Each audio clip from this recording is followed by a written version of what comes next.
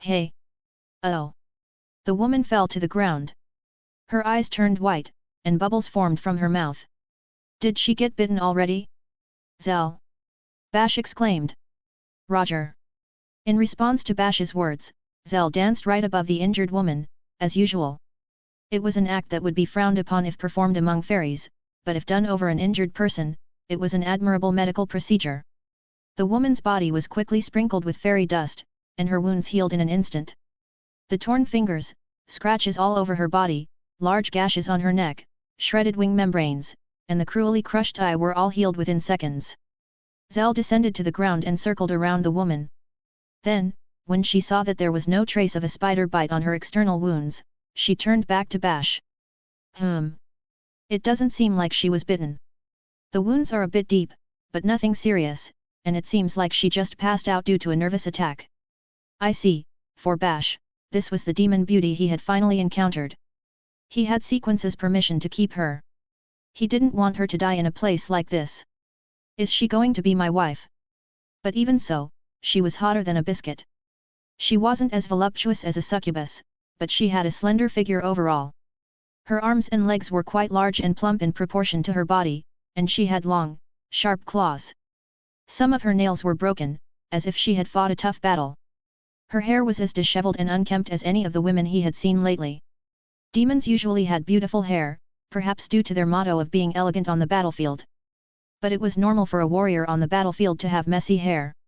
She wasn't the type of woman who would worry about her hair even while lying on the verge of death. However, he perceived an ineffable elegance in her long hair, which reached down to her waist. She also had a tail. It was a fine and beautiful tail from her waist to her knees, similar to that of a lizard but with thick hair at the tip. She also had wings. They resembled those of a succubus, but they seemed more adorned. The flying ability of demons was probably greater. And then, Bash had a small question. Do any of the demon clans have wings like this? I don't know, I don't recognize them either, Zell replied. Bash nodded in response to Zell's words. But when he thought about it, it wasn't so surprising. But I've never really looked closely at a demon before. That's right. Demons don't like being stared at. There was something that demons always said when they saw someone looking at them for too long, there's one of those vulgar orcs staring at me so intently.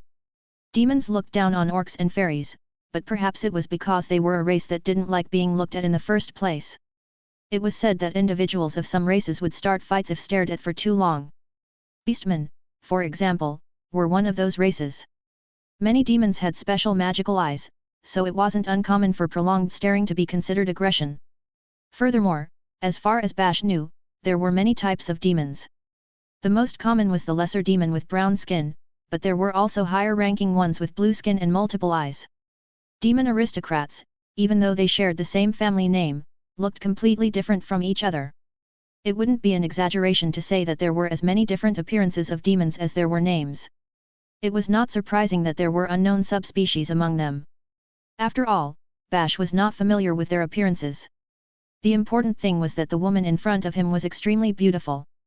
Beyond her appearance, he felt a mysterious charm and strength emanating from her entire body. To the point of giving him chills. He had Sequence's permission. Bash could keep the demon women who went out to defeat the dragon. In other words, the woman belonged to Bash at this moment. The day had come when his long and arduous journey would finally be rewarded. Bash would take the woman. It was now that his animalistic desires would be unleashed. But his hand stopped just before touching her. I have permission from Sequence, but not from the woman herself. Sexual relations without consent with another species were prohibited by the Orc King. Yes, he had the general's permission, so he was allowed to do it. But could it truly be said so? Let's say the Orc King told someone, yes, you can kill Bash. If that person were to attack Bash, would he just let himself be killed right away? The answer is no. The Orc King hadn't ordered Bash to die. On the other hand, if this person were to attack Bash while he was sleeping, Bash would mistrust the Orc King. He would think that the Orc King didn't respect his honor. In other words, Sequence's honor might not be protected. If he slept with her while she was asleep, it could be considered unauthorized sexual activity. I will wait until she wakes up, Bash decided. If he explained the situation to her after she woke up, she wouldn't say no. Demons, like orcs, obeyed the orders of their superiors. He would probably never have another opportunity to acquire such a fine jewel, so he had to be very careful. Shouldn't we take her back? Demons are skeptical, so even if she hears that you have permission, mister, she might not believe you. Yes, demons were skeptical. If he told her that Sequence had given him permission, she could kick him out of the cave while calling him a fool. As an example, he would never forget the incident after defeating Leto, the hero. He had the opportunity to tell the demons about Gadiga's death, and when he explained what had happened, they flat out refused to believe it, saying that a lowly pig like him could never have defeated Leto, the hero. And he shouldn't have delusions of grandeur by claiming to have defeated the man who had killed Lord Gadigas. That's for sure. Bash nodded at Zell's words, lifted the woman and placed her over his shoulder. When her rear end was near his face, he smelled something he had never smelled before. Her skin was soft and smooth. The idea of having this woman in his arms filled the symbolic orc part of Bash with a sense of anticipation and accomplishment. It was a climactic moment. Thinking back, every orc would bring home their defeated woman in this manner. All orcs must have lived with these same sensations. Bash was fortunate to be able to experience the same feeling after the war had ended. Thinking this, Bash walked straight to the cave entrance and stopped. It's dawn. The blizzard has stopped. That's not good. The weather in the mountains was unpredictable. The sun was shining on the mountain where there should have been a blizzard just minutes ago. The sky was still cloudy, but beneath them were the base of the mountain and the snowfields at the foot. Bash's experienced eyes would immediately be able to discern if there were any creatures there. If it was the dragon that made this its territory, even more so. He wouldn't overlook an obvious enemy. We can't leave like this. Bash immediately abandoned the idea of going back. He wouldn't stand a chance against a dragon flying in the sky. And even if he had just obtained an exquisite woman, it would mean nothing if the dragon killed him on his way back. It seems we'll have to wait here for a while. I suppose so, Zell said as well, looking up at the sky. At least we can wait until it starts snowing again. There's no rush. They just had to wait for another snowstorm and then return to the fortress. Just in case, they had brought enough food to feed the woman as well. Orcs were a race with a voracious appetite, but even if they didn't eat for a long time, they wouldn't die. And if the need arose, they could give the woman the food that would be enough for Bash. And if the dragon returned, this time they could finish it off. As long as they fought in the cave, Bash would not be defeated. And then I will finally have a wife of my own. About that, mister. What? Zell was one of the most cautious fairies, capable of considering the food for the day, even the snacks they would eat 3 days later. Demon women are proud, aren't they? Right. I feel like even if you make her your wife, she might not listen to you at all. On the contrary, she might immediately forget that you saved her and return to her country. I became your wife, I got married, but I didn't say I would have children with you. I want a divorce. Or something like that. That's absurd, or maybe, it could happen. Now that he thought about it, it wouldn't be strange coming from a demon. When demon troops saw that they were outnumbered, they would cheer when reinforcements arrived. In the midst of battle, they would say, "We're saved, orcs are good at what they do." But when the battle ended and they were satisfied, they acted as if such a thing had never happened. Orcs expected a thank you for your hard work, but more often than not, they would be scolded with a "What were you doing that you arrived so late?" That's why it wouldn't be surprising if this demon abandoned her duties as a wife and ran away. If you want a demon to be a proper wife, you have to treat her as an equal. Equal to a demon, hey. The woman seemed scared now, but it was possible that she would soon start looking down on Bash. If that happened, there would be no way for them to have a conversation. If that was the case, then he believed it would be better to establish a relationship with her while she was still vulnerable. Demons only listened when they were weak. Do you think we can do that? Even if I can't, we'll find a way. This is our chance. I'll show her how manly you are and make her fall in love with you while she's still weak. You came to her rescue. She was saved. You're strong. The woman is weak. Demons can be imposing, but you have to let her know that she and you are equals, mister. I see. Now, before she wakes up, let's think of a plan. Right. And so, with the sleeping woman in front of them, they began their strategy meeting. Frisk up, lol, I understand what they are doing and what their goal is, but that way of saying it makes it sound really, really bad, haha. Based on the current knowledge about dragons in the continent of Vastonia, the following information is known. Dragons are by far the strongest of all races. They live longer than elves. They can live anywhere. Some live in volcanoes if they prefer warm places, in snowy mountains if they prefer cold places, at the bottom of the sea, or in poisonous swamps. Dragons are protected by tough scales that defend them against all attacks. They have strong fangs and claws that can cut through anything. Dragons also have a stomach capable of swallowing and digesting anything. Dragons freely fly through the sky with wings strong enough to pursue anything. Dragons exhale a fiery breath that can melt everything. Dragons do not attack other creatures when its stomach is full. Or, if you were a certain wise human who was said to have interacted with dragons for a long time, you might know a bit more about them. But even that wise person only knew about one dragon he had interacted with. All creatures in the continent of Vastonia, from the fiercest beast to the most cowardly rat, feared dragons. They avoided them and lived to stay away from them. Even humans were not an exception. Currently, only one of these dragons resided in the continent of Vastonia. She used to live in a more distant continent but arrived on this continent during the war. She didn't have a name, but she was called I by other dragons. She didn't remember how she came to be called like that. Although she was called I because she had better eyesight than other dragons and could spot prey from a distance. That was the process by which dragons obtained their names. I was an ordinary dragon. She was long-lived, liked the cold, had tough scales, fangs, claws, and wings, and considered other creatures nothing more than food. Born as a common dragon, she lived like a common dragon. She was a common creature, although she was one of the strongest and most feared by everyone else. It was the existence of her friend Bone that made I interested in humans. Bone was a strange dragon.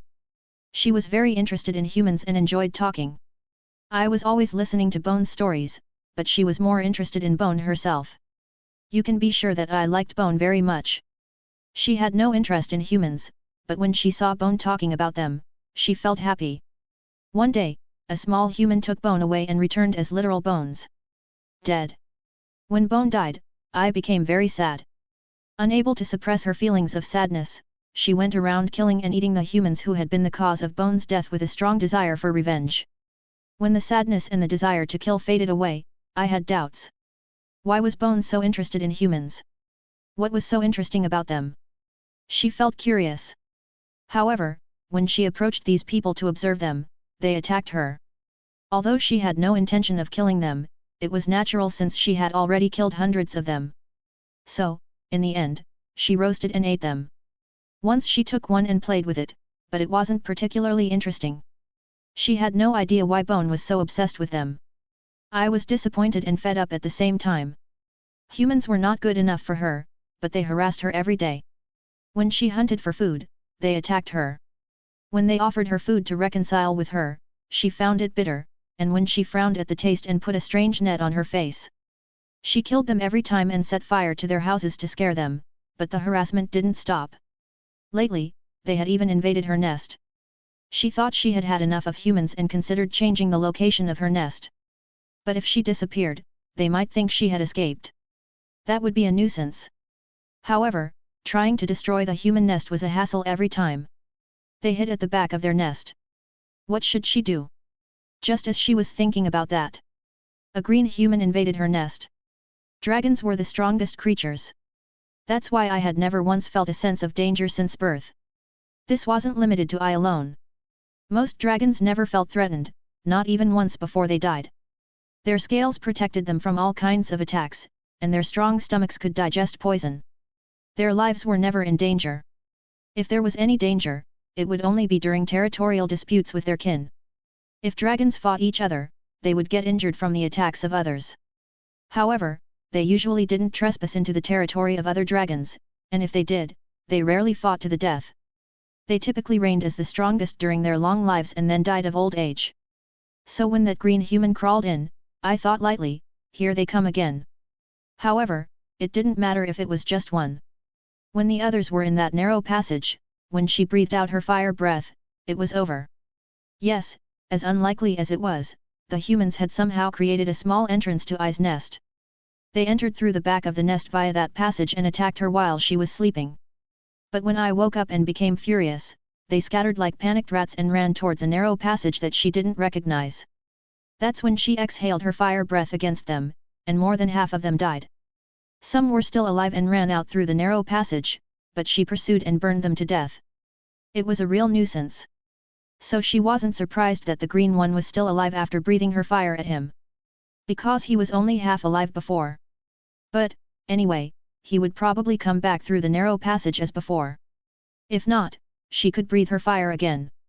With that thought in mind, she peered out. Suddenly, she became blind in one eye. She was confused. She didn't know what had happened. Only that one eye was burning, and a sharp pain ran through her body. Then, in her vision that was only 50% effective, she saw that the green human had entered the nest. She immediately knew that he had done it. When was the last time she raised her voice in anger? When she screamed like that, all creatures fled in terror. Without hesitation, the human growled back at her. With a start, she felt her body trembling. Looking down, she saw the green one holding a sword. The green human was serious. A tiny and arrogant creature like him was fighting her. Why?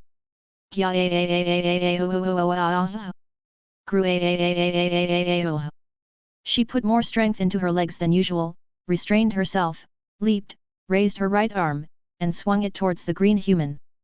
Then she heard a sound she had never heard before. Kakian. As soon as she heard that sound, she realized that she had fallen. As she got up, she felt pain in her fingertips. She noticed that her claws, which hadn't been broken in hundreds of years, were cracked and bleeding. Hey?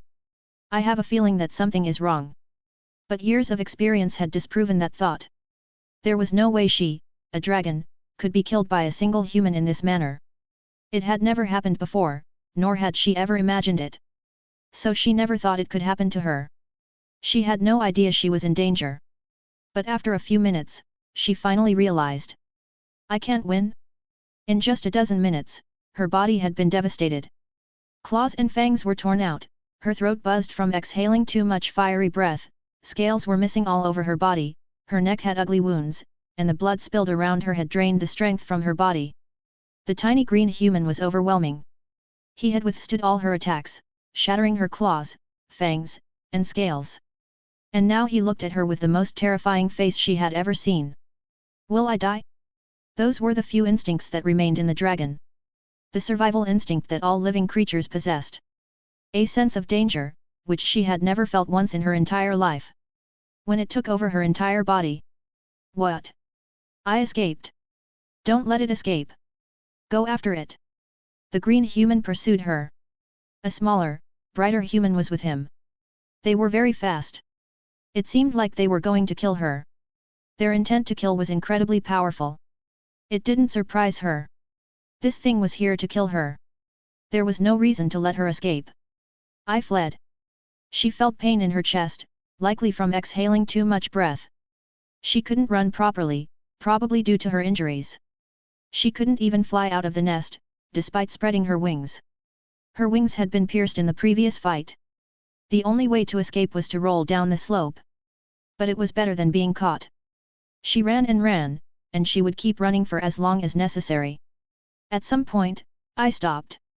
She found herself in front of the back door of the nest. She couldn't fly now. But if she kept falling, she would have nowhere to hide. So I decided to make one last gamble. Dragons had a final resource that no other creature knew. Few dragons had seen or used it. This was because it was believed that this last resource would never be used in their lifetime. Some dragons said it was a disgrace to use it. At least I thought she would never use it. But she knew how it was done. No one taught her how to use it, but her instincts knew how. No one on the continent knew this magic. Not even among the dragons was there an established name for it like that magic or that spell. It was a human who gave a name to the magic. This human had a deep friendship with a dragon and was a man later called sage among humans. The sage was taught the secret by one of the dragons, who called it Newt. However, they never told them what kind of magic Newt was. Therefore, no one knew about it. Ha! Ha! I, who used Newt, entered the cave through the back door and went straight back to her nest. Then, trembling in a corner of the cave, she prayed that the green human would go away through the snowy mountains. If you were to say she was bad at fleeing, you would be right, but there were no one good at fleeing. It was the first time I had escaped from something. Eek. Then, I saw the green human arrive shortly after and panicked. He found her quickly and brandished his sword at her. I'm done for, she thought. A woman. But the green human stopped. Newt had worked.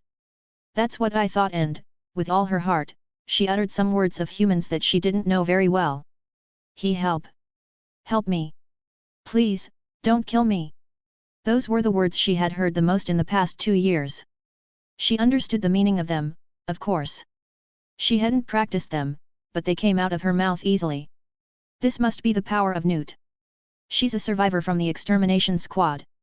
Newt transformed her own body into that of another race's. It was a perfect physical transformation that even made reproduction possible. In ancient times, when dragons were on the brink of extinction, this secret technique was developed to ensure the survival of the race. Nowadays, it was the magic of the defeated, used by dragons who were about to be defeated by other races to evoke sympathy by assuming the same form when pleading for their lives. No one knew this magic. But everyone knew the tradition. The dragons were a ghost race. Poor thing, she's completely terrified. That seems to be the case. The humans didn't seem to have noticed that I used Newt and assumed she was of the same race as them. Apparently, Newt worked well. Those humans were foolish not to realize she was a dragon in such an obvious situation. Relieved by this thought, she opened her mouth to plead for survival. She wasn't sure if she could speak the human language well. But she knew what to say in such situations. She had heard it many times in the past years. Help, help me. She believed she had said it correctly. The green human who heard this sat down beside her and said with a confident look. I'll make sure to kill that dragon. His words were filled with such murderous intent that a sense of dread ran through Ai's entire body. Involuntarily, she swallowed her next words and her body shrank. Did they perhaps know? I have killed a dragon before. A dragon with red scales. No, there was no hope. They definitely knew. Her heart pounded fiercely. It beat as if it were about to burst. Her chest ached. Ah, why did the human heart seem so fragile? When you thought about it, how could they not notice? Even she would notice, even if a human ran and hid behind a rock or something in a snowy field, she would know by the smell of blood. The fool was her. Why did she think they wouldn't notice if she just changed her appearance? But then, why didn't they kill her immediately? Don't worry. You won't have to suffer anymore. Then I suddenly realized. Yes, it was true. Newt was not magic to deceive by disguising oneself. It was magic to evoke pity by assuming the same appearance as the other person. In other words, she was exposed, but Newt was still effective, right? Would it save her life with this? In the next moment, she thought it would. The green human brandished his sword. The same sword that shattered Ai's scales, tore her claws and fangs, pierced her wings, and even weakened her heart. The object of horror. The symbol of death. The merciless object. Pi. With a schlick sound, a discharge struck Ai. She lost consciousness as she heard her own pathetic death. With a snap, Ai woke up. What? I didn't die? She was supposed to be dead. The sword of the green human should have decapitated her. The body of a newt was more fragile than that of a dragon. How is it possible that she didn't die? What? Are my wounds healed? She looked and saw that her body, covered in lacerations, was clean. Her claws were still in bad shape, but the wounds on her fingertips and the holes in her wings had disappeared. Furthermore, her crushed eye and the wounds on her neck had healed. Was it a dream? If so, it was a terrifying dream then. She dreamt that a green human suddenly came to her nest, beat her up, and was about to kill her. In the end, he cornered her and brandished his sword to finish her off. He was a terrifying human. Oh, her heart pounded just remembering it. She was ashamed to say that she even used Newt in her dreams. She had never done such a thing. However, when she woke up, she realized that it was just a dream. Because it was impossible for such a human to exist. You're awake. Baib. Upon hearing that voice, I made a strange noise and tensed up. When she realized, he was right in front of her. It was the green human. It wasn't a dream. Are you cold? Are you hungry? Do you want to drink water? The green human crouched right in front of the tense Ai and gently wrapped her in the fur he had been carrying, offering her warm water and what seemed to be food. She looked back and forth between the food and the green human, confused. She didn't know what to do. Won't you eat? However, with those words, I immediately took a bite of the food. Maybe it was because she thought he would kill her if she didn't do what he said. The food was unexpectedly delicious as the green human watched her. Maybe it was because she was hungry, but I devoured all the food in an instant. The amount wasn't enough for a dragon, but it was enough for the smaller body of a newt. Why? That question kept lingering in her mind. Why was this green human sharing his food with the person he was going to kill? Maybe he doesn't know? Or was it possible that newt was still effective? Was the sword she saw earlier pointing at something else instead of her? Did she get scared and pass out, even though he didn't intend to kill her? Just as she was thinking this, the green human sat in front of I and opened his mouth with a confident look. I will make sure to kill that dragon. I will crush its claws when it attacks with them. If it uses its fangs, I will crush its snout, and if it breathes its fire, I will come from behind and cut off its wings. The green human explained in detail how he would kill the dragon. If the dragon did this, he would do that, if it did that, he would do this. And finally, he would tear off its head. This delusional battle fantasy was common among the young and arrogant. If someone who had seen a dragon, even just once, heard this, they would laugh. Even I herself would have laughed if a small human had said something like that in front of her. If you say you can, then try. She would have torn them apart with her claws, crushed them with her fangs, and burned them with her breath. As long as it didn't come from the mouth of the green human. I knew exactly what this human was talking about. In the battle a few minutes ago, exactly what he said happened. When she used her claws, he crushed them. When she tried to bite him, he hit her snout. When she breathed her fire, he surrounded her from behind and pierced her wings. It wasn't something to laugh about. Most of what the green man said, I had already experienced. Even if she changed her fighting style a little, it was clear that he would respond. This time, I will definitely cut off its head, the green human said as he stared at I. He was going to kill her in one blow. She was convinced that he would have done it for sure if she hadn't escaped before. She still vividly remembered the horrible sensation when he cut her neck. But, I still don't know, why didn't he do it? In the moment I thought that, the green human said with a gleam in his fangs, I won't let it escape this time, I will hunt it down and kill it. No, he definitely knows.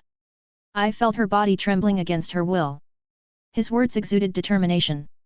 In fact, I was almost killed so easily and was being hunted right now. This green human would do it. Because he could. Even if she flew to her former home in another continent, this green human would surely go after her. She had no idea why he was so determined, but... No, she did have an idea. When her friend Bone died, she was so devastated and angry that she went on a rampage. Who had little camaraderie with other dragons.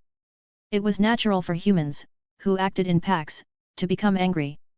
For humans, even those who would have died with a single breath from I's perspective, were cherished companions. But why didn't he kill me right away? I became increasingly confused and bewildered. The green human surely knew that she was the dragon he had just fought against. He must have known that she had used newt to take the form of a small human. Otherwise, there would be no need for him to go through the trouble of declaring that he would kill her, spreading such a murderous intent. Why? She couldn't understand why he didn't kill her immediately. But at least, he wouldn't murder her soon. I's survival instinct began to kick in, trying to find a way out of the situation. I have to do something, somehow. I don't want to die. To survive, she had to make this green human go somewhere else. But it seemed that he definitely intended to kill her. If that was the case, she had to somehow persuade him to give up on it. How? How could I, who couldn't even properly hold a human conversation, persuade him? The countdown to her death was still ticking. Dragons were highly intelligent. Fortunately, thanks to her friend Bone, I could understand human language. She could even speak it a little. But she wasn't familiar with the intricacies of conversations. There was no way she could perform the complicated task of persuading him. But still, she had to try. But if she failed to convince him, she would have to face the consequences of what the green man said. She also mustn't say anything that would offend him. Impossible. She couldn't fight, she couldn't escape, she couldn't persuade him. If that was the case, all she could do was tremble and lower her head. Please, please spare my life, and if you are unaware of my true identity, please leave this place without noticing. As she remained silent, praying, the green human spoke. Just so you know, I have already killed a dragon before. And I will kill this dragon in the same way. Perhaps this green human was trying to torture her after knowing everything. Perhaps he had seen through Ai's magic and knew what she was. Perhaps he was trying to enjoy the pitiful sight of the dragon for a little longer. She had heard that there were humans like that from Bone. And when she heard it, she tried to play with a deer that she was going to eat just to toy with it, and it was quite amusing. When she remembered that, fear engulfed her entire body. After all, there was no way she would survive, and she had no choice but to die. Because she had never let a prey escape once she had played with it. But then, in a corner of her mind, the words of the green man suddenly resurfaced. She remembered that he had said something similar before she passed out. Before. Her throat trembled with fear, but perhaps because she had become human, she was able to utter those words more easily. She felt an intense and chilling gaze descend upon her. She looked at the green man. Maybe it was because she was smaller, or maybe it was because she had transformed into a human with newt, but his face looked terrifying, like that of a legendary evil dragon. But she was certain that she shouldn't say anything to offend him. Oh yes, I did. I have killed a dragon before. The green man's fangs glistened. For a moment, she wondered if he had killed the dragon with those fangs, but she knew that wasn't possible. It was the sword he carried on his back. She was sure of it. How? When she asked that, the green man made eye contact with the small human beside him. The small human nodded in response. Could it be? She believed that her identity had long been exposed and that the green man was trying to kill her. She was afraid of dying. Everyone feared dragons. But never in her life had she thought about her own death. Any dragon would cower in fear if they knew they had a sudden death before their eyes. Did this man kill Bone? But still, the desire to know prevailed. Or perhaps she should say that was the driving force. If she was going to die, she wanted to at least know beforehand. It happened in the Lemium Highlands.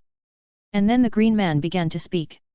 He cleared his throat and slightly changed his tone and voice. In that battle, I was at the vanguard. We were the first wave. The orcs who were there will claim that they were the true vanguard. It was a very fierce battle. I'm proud to have survived. By the way, what I didn't know was that in the decisive battle of the Lemium Highlands, the surviving orcs who clashed with the enemy army wouldn't proclaim themselves as the vanguard. This was because those who were there knew who was truly the first to charge against the enemy lines. They also knew who was the first to take down the enemy's leader. The only orcs who would claim to be at the forefront of the vanguard were those who weren't present. We had the advantage. In no time, we crushed the human army and marched towards the royal standard in the distance. The first man to appear was Jared Beckel, the Mercy Knight. He's famous for not taking prisoners. He was a true homicidal maniac who killed any enemy in his path. As you may know, many warriors have been slain by him. That's true. And he didn't even spare the horses. When I let out my war cry, his horse got scared and stopped. He, of course, took advantage of the recoil and came at me from above. I raised my sword and counterattacked. And what happened? I cut him in half. Of course. No matter how proud you are of your armor, the upper and lower parts of your body will end up separated when you fall under Mr.'s sword, right? You're mistaken about something. Really? I cut him vertically. Hiya. I tilted her head as she listened to the story. I thought he was going to talk about Bone, but she didn't appear. On the contrary, not even a dragon appeared. It was a story about skirmishes among humans. And the dragon, when does it come into play? Tisk, tisk, tisk. Don't rush it. Speaking of the decisive battle in the Lemium Highlands, let's start with the clash between orcs and humans. Since there were so many famous humans, let's enjoy that part first. There's an order to the story. An order. For this was a story she didn't understand. But anyway, I didn't think there was a reason for him to stop talking. Maybe it was a story that would make sense later on.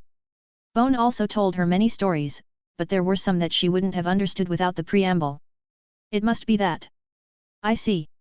Well, listen respectfully then.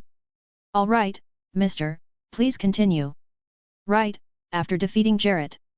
And so, Bash began to boast endlessly about his accomplishments.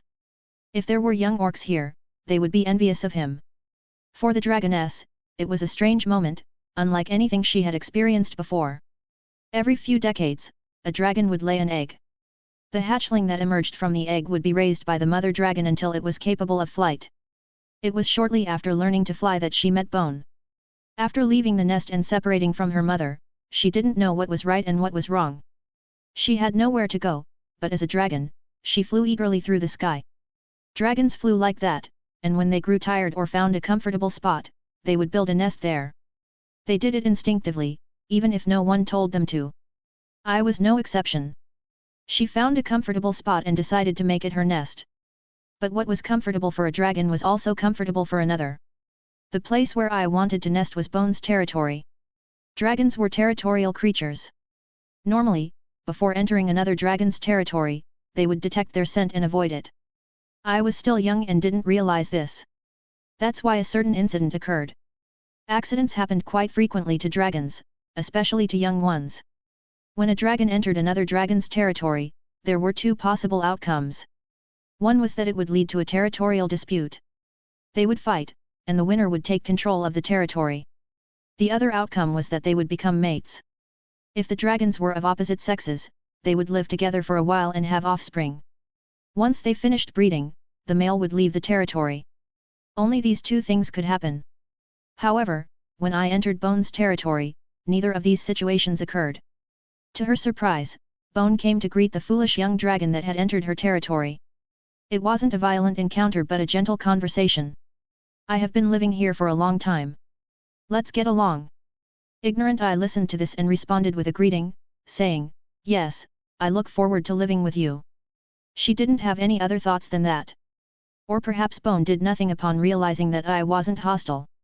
In any case, they lived together for a while. Bone would often come to visit I. Sometimes with food, sometimes empty-handed. She would often arrive by flying, but sometimes she came from the ground. The only thing they had in common was that every time I came to see Bone, she would tell some kind of story. It could be a story about a human that Bone liked or the wisdom of dragon life. It was what human society would call trivial chatter, but for I, it was a treasure trove of knowledge for survival. I learned from Bone the common knowledge of dragons that would have taken her several hundred years of self-education to acquire. Bone not only taught her common sense but many other things as well. She taught her about other creatures, about humans, about mysterious objects scattered throughout the world. She must have known many things that other dragons didn't. Bone was a curious dragon. But I only half listened. Mostly because she wasn't interested. However, she liked Bone. Whenever she felt like it, she would go play with her or leave space in the nest for her to come whenever she wanted. Although different from her mother and father, it was undoubtedly a feeling one would have for family in the human sense. It would have been like an older sister, a cousin, or an aunt. One day, Bone died. Easily. Murdered. By a small human. Her eyes filled with sadness and anger. She wanted to kill as many humans as she could. Especially when she found the person who had killed Bone, she wanted to enjoy torturing them. She had a strong desire to kill that she had never felt since she was born. That's how sad I was when Bone died. She even reached the point of attacking humans wherever she found them. It may have seemed like revenge, but in the end, it was probably just a distraction. Soon, she grew tired of it. It's not like Bone would come back when she killed humans. First of all, most humans seemed to know nothing about Bone, and it was also annoying that they persistently retaliated against her. However, her interest hadn't died. Yes, she was interested. Not in humans as a whole, but in the human who had killed Bone.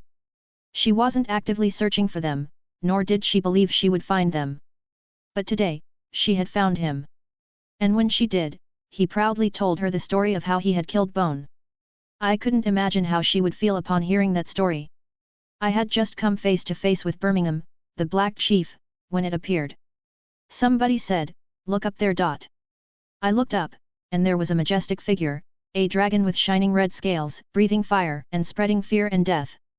No matter how brave the orcs were, there was no one who did not tremble in fear at the sight of it. I was no exception. It was the first time I faltered in front of the enemy since I was a recruit. Perhaps it was because I tried to escape. When I thought, there's no way I can defeat that thing, the next thing I knew, I was on the ground, near the dragon's breath, and some kind of invisible poison or something was sprayed around. I thought I was dead. That's what it means to die, but I couldn't afford to die yet. I have to fight, I thought, but I couldn't stay conscious. When I woke up, not much time had passed, but the situation had changed. Because the dragon had descended to the ground and was rampaging through everyone. I thought, how majestic, how immense, how overwhelming, how powerful. I didn't believe I could win. We were at vastly different levels.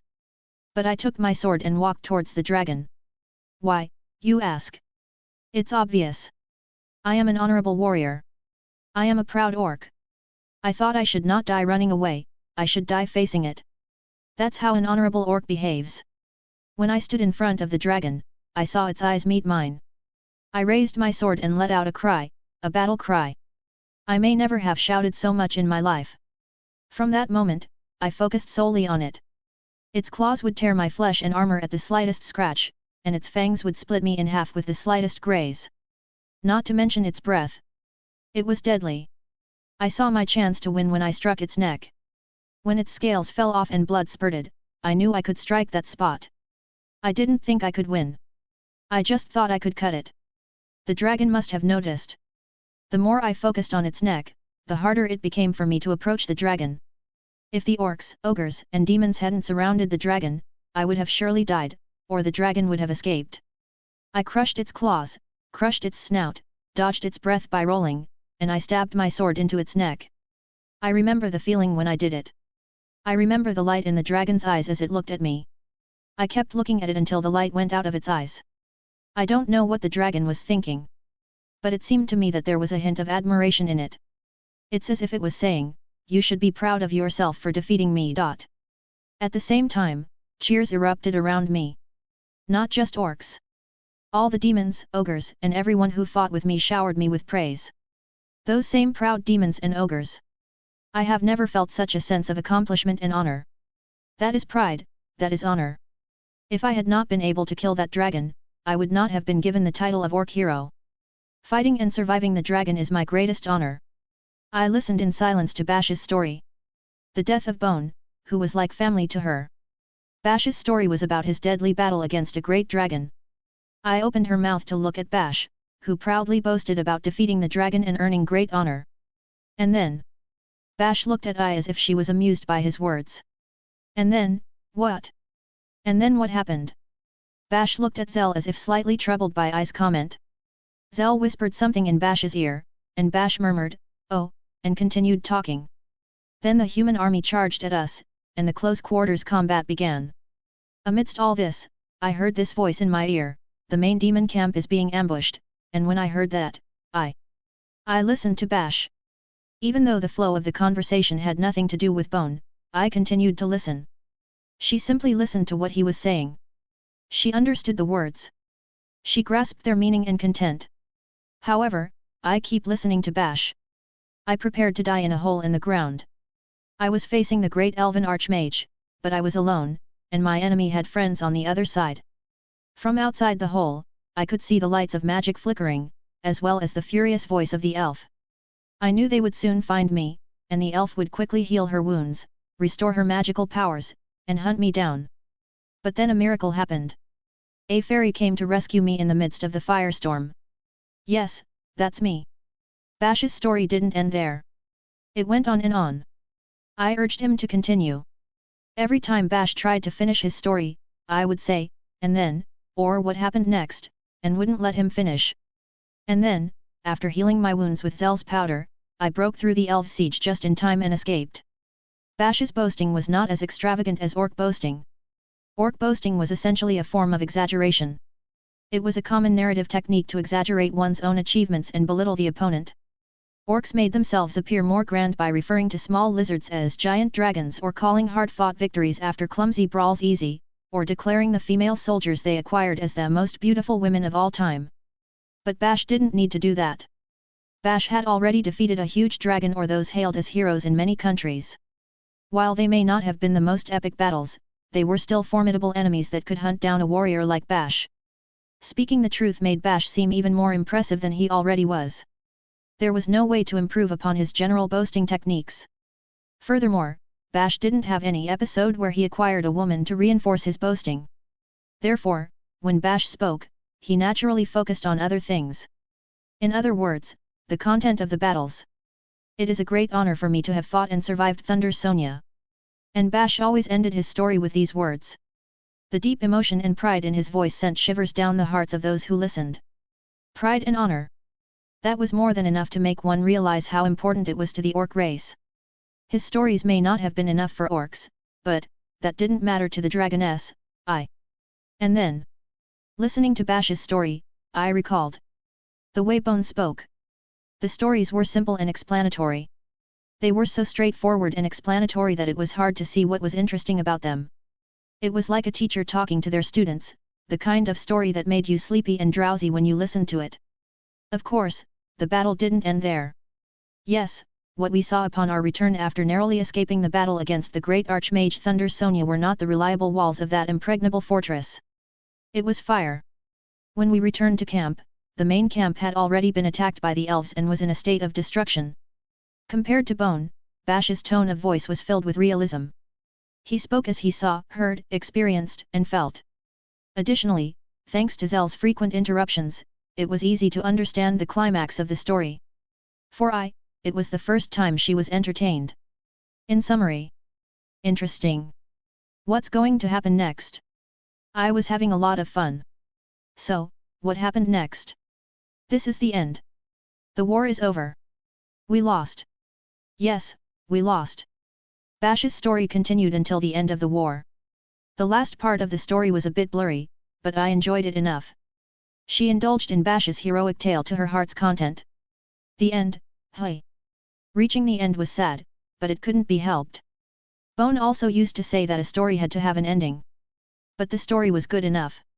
I drew a conclusion from Bash's story. You are an honorable warrior, aren't you? I pretend to be. You, all the warriors you killed, they were all honorable warriors. Yes, they were. They were all honorable warriors. I didn't know what honor was. But in Bash's story, she learned about it. Humans were creatures of honor, or so she thought. Honor was hard to explain in words. But you fought for honor, and you were proud to have it. And the stronger the opponent, the greater the honor. When you defeated an enemy who had a lot of honor, the honor you possessed became heavier. The greater the honor, the more valuable you were as a human. This law also applied to other creatures. For example, dragons could be said to have a lot of honor. A dragon could easily kill many humans. Therefore, killing a dragon meant gaining great honor. Honor, hey. Bash had great honor by killing Bone. Bash said, I became what is called an Orc Hero because I killed Bone. Honor. It was a concept that drastically changed I's values. She had always thought that death was meaningless because she herself had never been able to see meaning in the deaths of others. This was because I had treated the deaths of other living beings as something meaningless. Whether it was an insect, an animal, or a human, she only saw them as food. They had no value beyond that, and her heart was not moved by their deaths. That's why she was afraid to die. She didn't realize it, and she couldn't express it in words, but she didn't want her life as a dragon to be discarded as worthless, just like the rest. But when she heard Bash's story, she knew. Death had meaning. When a strong being defeats an even stronger one, they gain honor. Bash became an honorable warrior after killing Bone. He inherited Bone's honor. As long as Bash remained alive, her death would not be meaningless. Even if someone killed Bash, Bone's honor would continue to live on in that person. That was something to be proud of. It was something to be immensely proud of. Such a strong man, such pride. This is pride, thought I. If Bash, while fighting Bone, had said in the end, sure, I fought it, but that dragon was a weakling. Nothing more than a little lizard, gahaha, then things would have been different. Without a doubt, I would not have been able to hold back. Dragons had no concept of pride or honor, but if Bone had been ridiculed by a tiny human, I could have felt indescribable rage. If she had been dragged to the ground and beheaded by a small human in a war she did not wish to participate in, and had her flesh and bones torn apart to be used as a tool in a trivial war, she would not have forgiven Bash. I have explained it in a difficult-to-understand way, but in reality, it is simple. I was so moved by the first heroic tale she had ever heard in her life that she couldn't help but let her heart dance. You killed a dragon and gained honor. Him. Yes. I also felt proud seeing Bash confidently nodding. Then what about me? And at the same time as she thought that, she wondered where that left her. She was the one who fled in the midst of the battle, transformed with Newt and hid, trying to survive. Where was her honor? She had never had the concept of honor in her life. But now that she knew it, she had to be aware of it. She had to be aware of her honor. Bash. Yes. When I called him, Bash turned his gaze toward her. It was a different look. It was very different from when they were talking. If she had to venture a guess, she would say it was a look similar to the one he gave her when he attacked her. Although it felt different. I thought it was a look with killing intent. I was intelligent. So she knew. Bash was a first-class warrior who had been through many battles. He had broken through the disguise magic of a human mage, and had seen through the camouflage of a beast warrior. He had also defeated that great elven archmage. Therefore, he must have realized it from the beginning. He must have seen through Ai's poor magic. In other words, that Ai's true identity was that of a dragon. That was the answer to the question of why he didn't kill her. In other words, Bash felt disappointed when Ai escaped and appeared in human form. He wondered if there had ever been such a dishonorable dragon. So, as he recounted the story of Bone and the many proud warriors, Ai would ask Bash. Is that enough for you? Does that protect your honor? Will you really protect your honor? Yes, I will defend the honor of the orcs under any circumstances. Would you kill the dragon to protect your honor? Yes, I would. I will kill it for your sake. But I don't want to die. I see. However, Ai's true intention had not changed. She did not want to die. No matter how much they told her that her death would bring honor to Bash, she still feared death. She didn't believe she could become a brave and honorable warrior like Bash or the warriors in his stories. Before, the dragon fled. In the first place, for Ai, the fight was already decided. She had lost and even used her magic newt to plead for her life. Wasn't that the answer? You've already won, haven't you? The dragon is not an opponent who easily accepts defeat. Even I was glad to hear Bash say that, but he was overestimating her. I was terrified of fighting Bash and would flee right now if she could. Honor was certainly something she longed for, and she was interested in the idea of a proud death. But still. Can you maintain your honor, without killing the dragon? Still, she didn't want to die. She desired to live so much that she wanted to cry at how pathetic she was. Protect my honor, without killing the dragon. Yes. Bash closed his eyes with an extremely serious expression on his face. The gesture was as if he was pondering something, and I couldn't hide her unease. Then, Zell leaned in and whispered something in Bash's ear. Ai's anxiety grew stronger. She must be saying, let's kill this thing already. There was a scene like that in the story he had just told her. Finally, Bash looked directly at Ai as if the conversation had ended. After all, was he going to kill her? Killing someone who had no honor wouldn't bring him much honor. But even though he had faced such opponents before, Bash had defeated them. She was sure of it because he had just said so. My honor. If I take a beautiful woman like you as my wife, it will be protected. Suddenly, a concept appeared that she didn't quite understand. Wife. What was a wife? Wife. Yes, I want you to be my wife and have my children. To give birth to a child. Then the wise Ai understood. The word wife meant mate. If you take me as your wife, and I become your mate, that maintains your honor, why? No ordinary orc could take you as a wife, even if it meant risking their entire life. If I take you as my wife and you bear my children, I will be spoken of as the greatest of all orcs. Until the day when the orcs are annihilated. Although it may be humiliating for you to be the wife of an orc. I see, thought I. According to dragon tradition, after someone uses newt, they usually conceive a child with the person who defeats them. The same happened with Bone. However, Bone didn't use newt because she was cornered, and Bone herself didn't want to have a child with a human. But she did. Why did those who use newt have a child with humans? I had been wondering about this for a long time. But here it was. This word from Bash was the answer. It was required by the other party. For a human, taking a dragon as a mate was an act of great honor. It was probably more honorable than killing a dragon. And it was probably out of concern for Ai's honor that Bash didn't immediately offer to take Ai as his mate. Certainly, it would be dishonorable for a dragon to be taken as a mate by a tiny human. At the very least, the Ai from a few days ago would probably not have liked it. Even if dragons had no concept of honor, they probably wouldn't like the idea of having a child with a human. But Ai thought it was already too late to think about that dishonor. She even used Nut to plead for her life and now had the opportunity to defend her honor, but she threw it all away and clung to life. Dishonor or not, it didn't matter. What mattered was survival. Furthermore, I had learned about honor. Bash was an honorable warrior, much stronger than I. It didn't seem so dishonorable if it was him. As Bone had once said, it was common for a strong individual to join with another strong individual, even in the world of dragons. I didn't have that experience yet. But she was not bothered or disgusted by the fact of being with Bash for the first time, but she recognized that Bash was stronger than her, and she was sure it was because of what she had heard about honor and pride. Bash was now a hero whom I admired. The answer was obvious. I understand. You and I will be mates. That day, for the first time, Bash's marriage proposal came to a successful conclusion. Frisk up, yeah. Today is a day of happiness, ladies and gentlemen. Total happiness.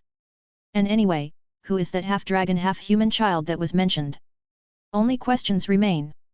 Winning or losing a battle was something that could be determined to some extent during its course. The atmosphere started to change when the balance began to leaning one way or the other, towards victory or defeat. People were sensitive to the momentum of their allies and the fear in their enemies. And depending on the atmosphere they perceived, their strength would change. If they believed they were going to lose, they would shrink back in fear of death. If they believed they were going to win, they became more vigorous in their desire to claim the credit. And that momentum often led directly to victory or defeat. Bash also perceived the trend of battle on many occasions. Of course, there were times when he didn't, but he could usually tell when the battle seemed winnable. Of course, there were also occasions when he felt like he was going to lose. And then? That's what the woman said when he told her that he had defeated the dragon on the battlefield of the Lemium Highlands. The look of fear she had before speaking disappeared. What appeared instead was a cold expression. She had her eyes half closed, lips slightly open, and was looking at Bash with a slight tilt of her head. It was a beautiful face, but her expression was heartrending in another sense. Bash had seen such expressions before. It was in the land of the orcs. When a warrior boasted about something that was too trivial to be true, the orcs looked at them like that. And then they said, and then? As if asking, what's the end of your boring story?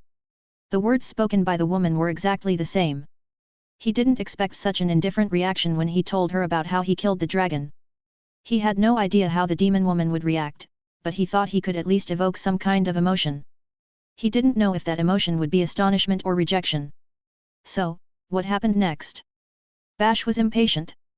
He wanted to tell her the story about how he killed the dragon to reassure her that she would be safe when the other one came, but he didn't think she would think he was a braggart. In orc society, it was considered bad taste to exaggerate beyond belief. Indeed, orcs were known to embellish their boasting. Even if they exaggerated a little, the orcs were gullible and would simply believe it.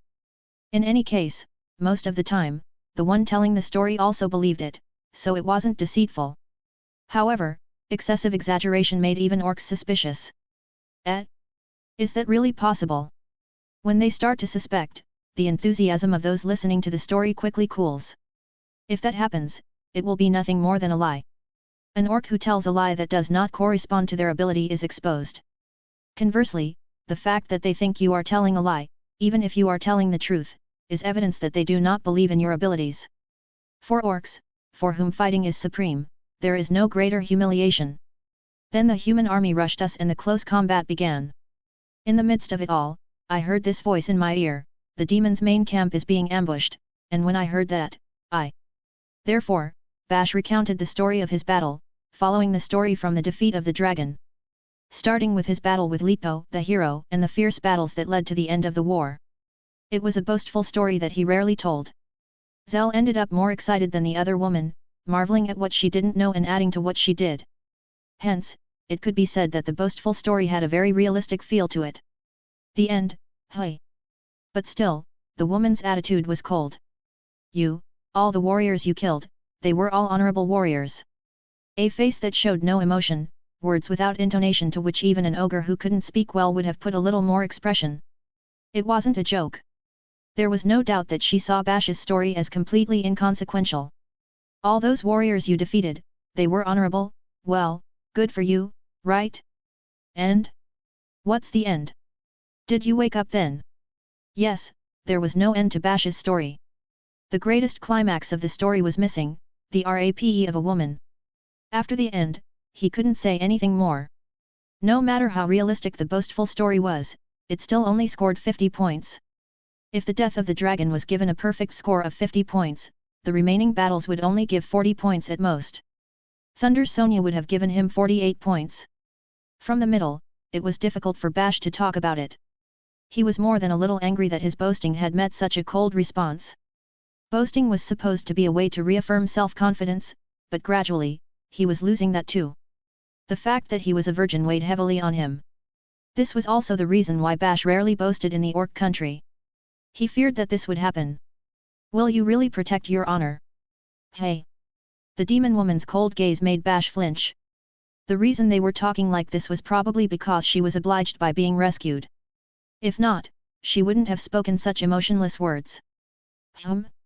Yes, I will defend the honor of the orcs under any circumstances. Would you kill the dragon to protect your honor? Otherwise, her gaze wouldn't be so unfriendly.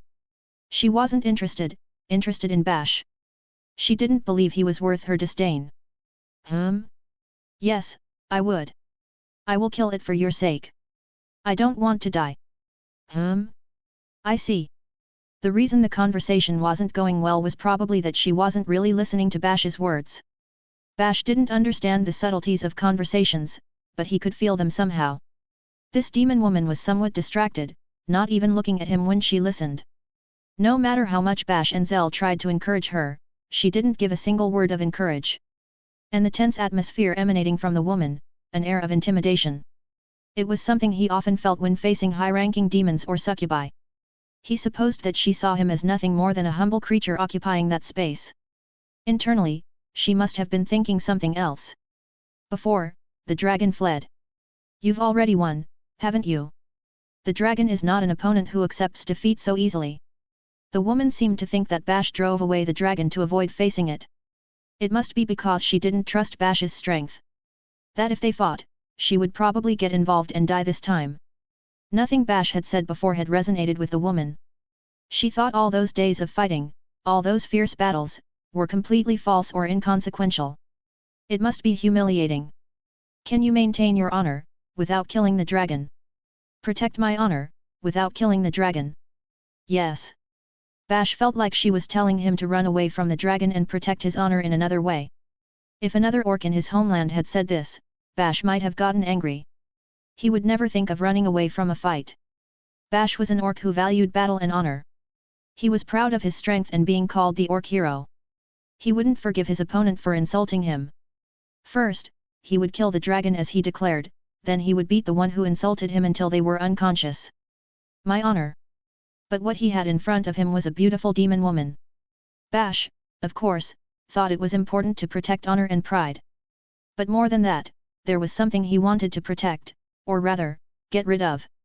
He wouldn't lose his virginity if he got too worked up here. First of all, if Bash, the Orc Hero, couldn't lose his virginity, the honor of the orcs would also be tarnished. That's why he couldn't beat her. But what should he say in response to such an insult? What words would he need to turn this woman into his wife and have consensual sexual relations with her? Bash was an orc. Even if he wanted to express it in 1,000 ways, he didn't have the words for such a situation. Mr. Zell tugged at one of his ears and began to whisper. It's true. Bash had Zell. In moments like this, it was always this fairy who imparted wisdom. It was always this fairy who saved Bash from trouble. It's very likely that this is a no-no, but the fairy shook her head, unusually weak. It's impossible for there to be someone who can remain so cold after hearing your story, mister. She's a demon, right? Even if she's a woman, she's still a demon, and seeing her hear about your exploits without showing any emotion makes me angry. I think she already despises you from the bottom of her heart. Mister, you shouldn't take as your wife someone who disrespects you in this way. Bash felt absolutely mortified by these words. He never thought Zell would say such things. He always thought she would just say, "You can do it." Even when things weren't going well, she said that, and it certainly encouraged him. But now Zell, such an optimistic person, said something like that with tears in her eyes. Oh, so this woman too, won't work either, Bash was convinced by Zell's words. He resigned himself to the fact that, no matter what he said, no woman would ever be his wife. At the same time, a terrible disappointment took hold of him. It wouldn't work again. Sometimes, in a battle, you knew the outcome halfway through. Sometimes you win, sometimes you lose. This time, it was a lost battle. He had lost again. He had climbed a snowy mountain, fought a dragon, and even boasted that he would kill the dragon to prove to the woman that he was good for her, but she didn't even accept his offer. Demons were supposed to have issues with dragons. If he had killed it, it might have been a little different, but the fact is that he let it go. There was no excuse. It seemed like a delusion of grandeur for a young man to claim that he could defeat an escaped dragon. I guess having a demoness as a wife is nothing more than an impossible dream. From the beginning, he supposed it was an impossible feat. It was not possible for a demon woman to become the wife of an orc. If I take a beautiful woman like you as my wife, my honor will be protected. Thinking this, Bash spoke of his desires. The words he was going to say after making the perfect arrangements. Sometimes a warrior had to face the final blow with courage, even when they knew they were going to lose. The warriors Bash had defeated were all like that. Even though they knew they were going to lose, they shouted, "We're going to win," and charged at him with their swords held high. So, he too, as a proud orc warrior, would follow their example. Wife. Yes, I want you to be my wife and bear my children. It was a proposal. If you take me as your wife, and I become your mate, that maintains your honor, why? That was what the demon woman asked. That was nothing but malicious. She would make Bash explain how shameless he wanted to be. No ordinary orc could take you as a wife, even if it meant risking their life. If I take you as my wife and you bear my children, I will be spoken of as the greatest of all orcs. Until the day when the orcs are annihilated. Although it may be humiliating for you to be the wife of an orc. He thought about the statement as he turned it over in his mind. Yes, it was true. Now, if you understand, you will escort me to the fortress at your own risk. If you do so, I will absolve you of the crime of harboring such foolish thoughts about me. That's what he thought he would hear. But Bash had forgotten something. A lost battle is something that you feel throughout your whole body. The atmosphere, the low morale that surrounds you, tells you that you are going to lose. But there are times when it doesn't happen. I understand. You and I will be mates. In those moments, ignorant soldiers accept the victory without even knowing how it happened. Bash felt somewhat nervous. He wasn't sure. He couldn't believe the reality that he had confessed, and she had accepted. I'm a mate for the first time. My heart goes thump, thump. Only the woman's words affirmed this fact. Of course, her words didn't seem to indicate excitement. On the contrary, she appeared even colder than before. The woman stood up decisively, as if her scared expression from earlier had been a lie, and began walking through the cave at a brisk pace. But as a mate, I know what you are going to do. Bash followed her. Her slender figure appeared before his eyes. She had long, glossy hair, slender shoulders, long and flexible legs, and a perky rear. Her body might have seemed lacking compared to the women he had seen before, but her entire being exuded tremendous power. It had the strength of demons, a powerful race. The intimidation emanating from her was the greatest among the demons he had seen so far. The demon generals he had encountered in the past didn't possess this kind of strength. The child born from this woman would undoubtedly inherit her traits and bring prosperity to the orcs. Bone taught me, and I know. The woman's gazing face was beautiful. If such a woman were to be his wife, if he could lose his virginity with her, Bash might very well die on the spot. Moreover, had she just said it was her first time? She was exactly the kind of person Bash was looking for. Procreation, you know. The reason Bash didn't jump on the woman and do exactly what she said, despite her directness, was that he still didn't understand the situation. It wasn't that he distrusted her. He was confused, which was unusual for Bash. Engaging in mating. However, the most masculine part of Bash was straightforward. It responded to her direct words with a gut-level answer. Yes, no matter how confused Bash was, he had been waiting for this moment. Can we have sexual relations? Yes. Permission came easily. She agreed. The condition set by the Orc King of not having sexual relations with other races without consent had now been fulfilled. Bash's confusion quickly vanished. Because Bash was an orc. A proud orc. Even if he had his doubts, if he knew he could lay with a woman, that instinct would drive him. Woohoo! Finally, Bash's instincts had reached their limit. He pounced on the woman and embraced her body. The woman also placed her hands and tail around Bash's back. The pleasant scent of the woman filled Bash's nostrils. But for some reason, there was something dangerous in that pleasant scent that sent a chill down his spine. As he was about to push her down, Bash realized something. The woman was growing larger. Just a moment ago, she was only the size of Bash's chin, but now, for some reason, she seemed to be the same size as him. Calm down.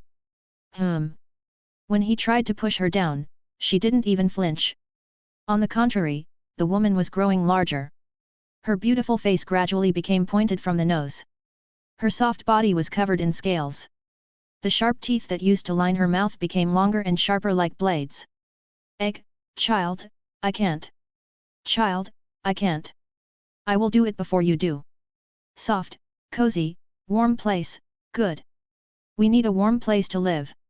Find a place, establish, maintain. The woman's voice turned into the roar of a furious beast. The roar of the most powerful creature that all races would cower in fear if they heard it. Oh, wah! At the edge of Bash's field of vision, he saw Zell retreating, her back against the cave wall. Bash also looked up with a shiver. What he was hugging was the face of a giant reptile. A dragon. What? His sword wasn't nearby. He had left it where the woman had been just a moment ago. Shit, it's a trap. At the same time, all the pieces connected in Bash's mind. He could smell the dragon's blood, but it was coming from the woman in the cave. No wonder. She was a disguised dragon. Come to think of it, although he had been fighting the dragon, he would have noticed if there was a woman there. That was why they had come.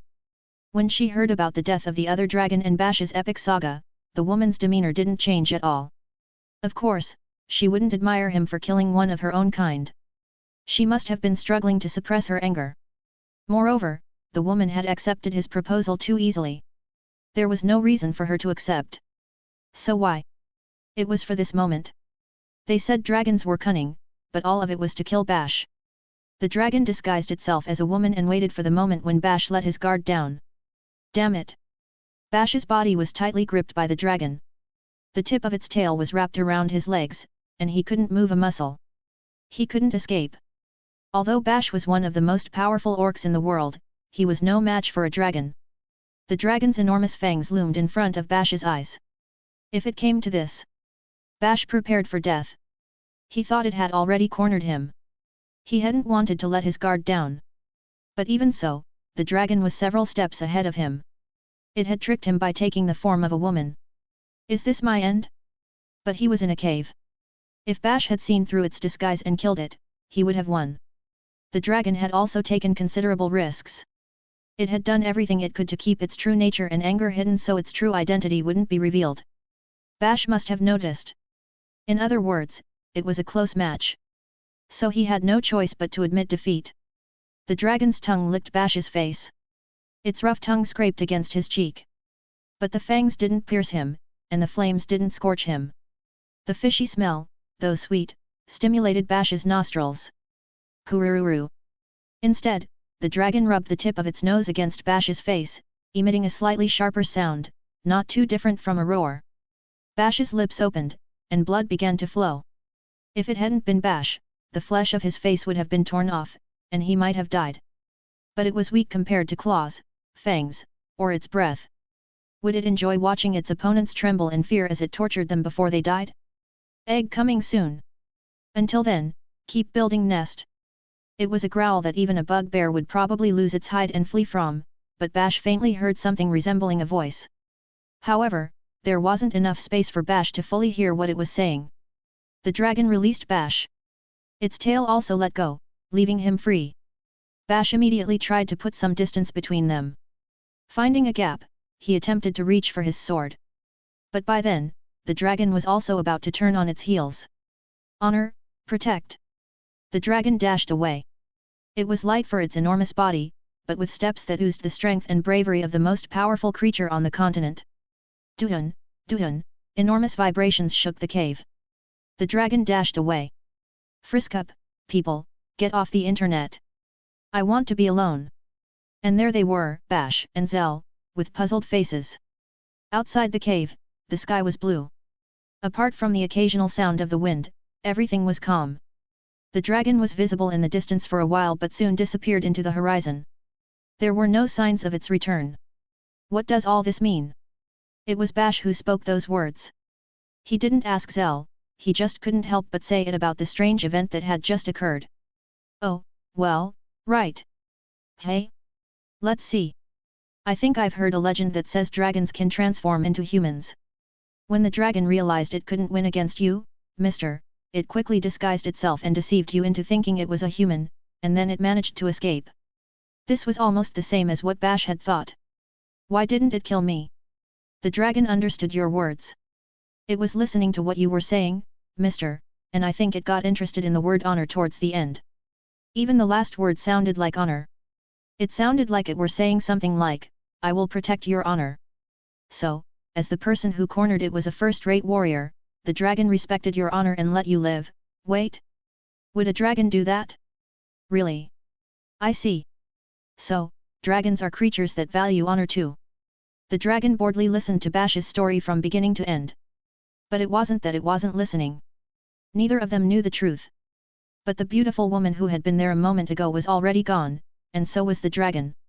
All that stretched before them were the cold mountains and the blue sky. Bash couldn't get his beautiful wife, nor the honor of being a dragon slayer, nor anything else. That was reality. Without realizing it, a sigh escaped Bash's mouth. A sense of exhaustion overwhelmed the relief of having survived the dragon's threat, and a feeling of hopelessness seized his whole body. He had come all the way to the far north, to the deepest snow and ice of the mountains, marched up the mountain, fought against a dragon, failed to notice the dragon disguised as a woman, foolishly tried to seduce it, but it escaped. He gained nothing. What the hell had he been doing? Even being Bash, his whole body felt tired with a sense of exhaustion. What do we do now, mister? Now? Bash was quite anxious to hear that question. He had gathered information and came here for better or worse. Starting from human cities, elves, dwarves, beastmen, succubi, and demons. There were no more people around here. There was nowhere else to go. We have no choice but to go back. It's true. Fortunately, the dragon is unlikely to return to this area anytime soon, so I suppose we should go back and report to the demons. Bash thought about it. He wondered if going back to Fortress G, would demons really be attracted to him? Sequence told him he could do whatever he wanted with the women in the team that went to kill the dragon. But there were no survivors. They didn't thoroughly search the cave, but the dragon wasn't a dumb lizard. It was a cunning serpent that disguised itself as a human and deceived people. If there had been other survivors, it wouldn't have had difficulty finding them, and if the dragon had deliberately kept anyone alive, there would have been no need to become human. Sequence didn't allow him to keep anyone other than his daughter and her subordinates. If that was the case, he would have to go back to Fortress G and start from scratch to woo the demons. Considering if that would work, based on his previous experience and the temperament of the demon women. No, I don't think a demon woman will be my wife because I'm an orc. Then what will you do? Go to the land of the ogres? Or go back to the beastmen? You won't go with the lizardmen or the harpies, right? Right, Bash thought. Where should he go? He had left the land of the orcs, traveled to many different countries, met many different women, and had been rejected. Where should he go to get what he wanted? Bash had no idea. Orcs were not known for being thinkers. He tried to remember what he used to do on the battlefield in the past, but he couldn't find any similar cases. In the past, once a battle was over, he could move on to the next one. When he had no idea, someone would come up with something and give him an order. There was never a moment when he was alone and not directed on what to do next. Then Bash remembered, no, there was indeed a moment when he thought and acted on his own. It wasn't on the battlefield, but he had a guideline at that moment. When he realized it, he reached a conclusion. Let's go back to human lands. When Bash left the orc country, he decided to take a human as his wife and went to Krasil. Why? Because he thought a human would be better. So, he should go back. Bash also learned many things through his travels. In the human country, he learned about other races' perspectives on love, in the elven country, how to confess, in the dwarf country, the art of flirting, and in the land of the beastmen, the importance of dressing up and dating. Fighting was an accumulation of experiences. Just as some combat techniques that were familiar to elves were also familiar to beastmen, what he had learned so far would surely be effective in his dealings with other races. Then he could challenge humans again. At least he should have more hope than with demons. I've come this far, so I suppose I should. I think it's for the best. There was a human enclave in the southeast, I think. Maybe we should head there for now. His policy had been decided. All right, then let's go. Yes. Once the decision was made, it was swift. Bash and Zell nodded to each other and began to descend the mountain. On that day, Cyrus, the clairvoyant, the chief of the reconnaissance unit of the demon army, was on the watchtower of Fortress G. His job was to detect the dragon that appeared daily and destroyed the city, urging for evacuation and intercepting the attacks. Many demons had special eyes. Cyrus was one of those who had eyes that could see exceptionally far. Like all members of his clan, he possessed a magical eye that could detect enemies hundreds of kilometers away at any time of the day or night. The reconnaissance missions of the demons never failed against an enemy. Even in comparison to flying races like harpies and succubi, the difference was obvious. Even before the death of Gadigas, Cyrus was the first to spot enemy forces with his superior vision and brought victory to the demon army. It was Cyrus who found the dragon's lair. Thanks to that, Sequence's daughter and her men rushed into the dragon's nest and were killed. Cyrus also witnessed the moment of their annihilation.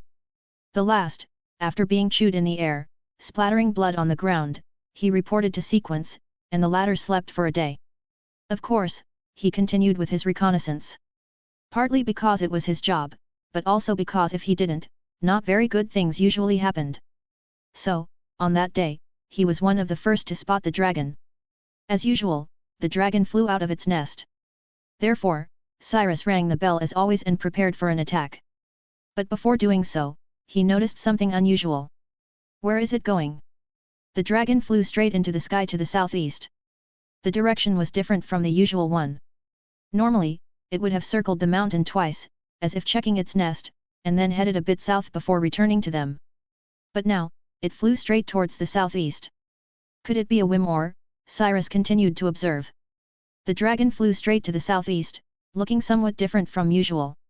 It was flying at an incredible speed. There was something strange in its way of flying. It was like a maiden in love, or running away from something. Then the dragon disappeared from Cyrus's sight, who was a member of a family with exceptional vision and was even known as the clairvoyant. It vanished from Cyrus's view, who could count ants from over a dozen kilometers away. Perhaps even from its very territory. It was gone. Why? Cyrus averted his gaze from the dragon that had disappeared from his sight. For now, he had to report what he had seen. He was the eyes, not the brain.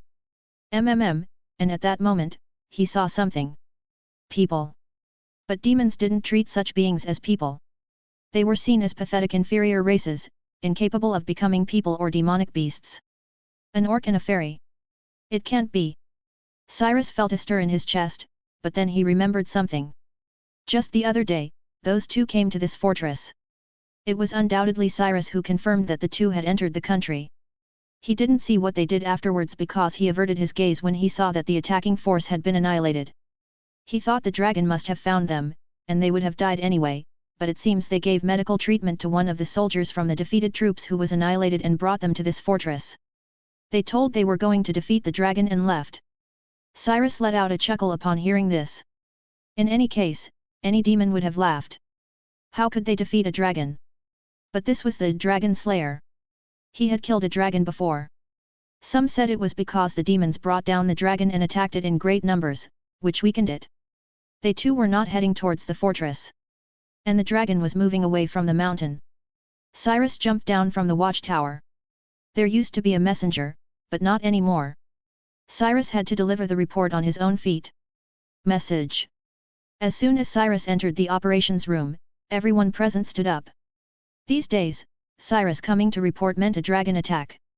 They had to go out and intercept it. Even though they knew they wouldn't achieve much, if they didn't show the will to resist, the dragon would ravage the fortress. The dragon took flight and disappeared into the southeast sky, he reported. But when they heard the report, they looked at each other with suspicion. What do you mean? Southeast? Are you saying it was heading towards the border? However, some eyes widened upon hearing the report. They belonged to Sequence, the Dark General. And you saw an orc. Sequence had all his eyes wide open. Cyrus shuddered a bit at the urgent and high-pitched voice of the old general, who rarely spoke, but nodded. Yes, sir. The orc and the fairy headed towards the border sometime after the dragon. What does that have to do with anything? Bash did it. Sequence exclaimed, rising with a wide smile. The demons in the room were surprised. Sequence hadn't stood up in several months. In fact, there were many days when he didn't even move. It was almost as if the old man was dead. Sir Sequence, what the heck is going on? Do you know that the other day, Bash, the Orc Hero, went out to kill the dragon? It can't be, no, it can't be possible. Sequence's words left the demons gasping. Surely, they knew about it. The Dragon Decapitator. It was well known that Bash had cut off a dragon's head in the Battle of the Lemium Highlands. But that was only because the demons had brought the dragon down to the ground through magic and exhausted it with their hordes. Many demons believed this.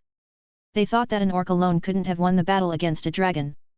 It was only thanks to the power of the demons. If you don't want to believe it, don't. But Bash fought the dragon, as he declared he would, and he battled it, not killed it. Then why didn't he return to Fortress G? Knowing orcs, he would already be boasting about his triumph. It's because he hasn't defeated it yet. He went to pursue and finish it off. Because that's what's proper, Sequence thought. The ecology of dragons wasn't well understood, but according to one theory, once a dragon left its territory, it never returned to it. This was only a theory, but it was true that this dragon had left. It didn't mean it wouldn't come back, but at least they would be free to act at daylight for a few more days. In any case, the demons have been saved. By the hand of the orcs. Sequence was sure that Bash had fought and won against the dragon. Most of the demons present, however, were skeptical. They had lived in fear of the dragon's threat for a long time and had tried to defeat it many times without success. No frenzy or drunkenness would make a dragon leave. And no one had ever entered the dragon's mountain and come back safe and sound. Bash had undoubtedly won. He achieved such a victory that the dragon fled with its tail between its legs. And nothing could be more humiliating. The demons bristled at Sequence's words. They, the powerful demons, had not been a match for a dragon. They thought they could win because they had already defeated it once, but they failed, and still couldn't win after a serious fight.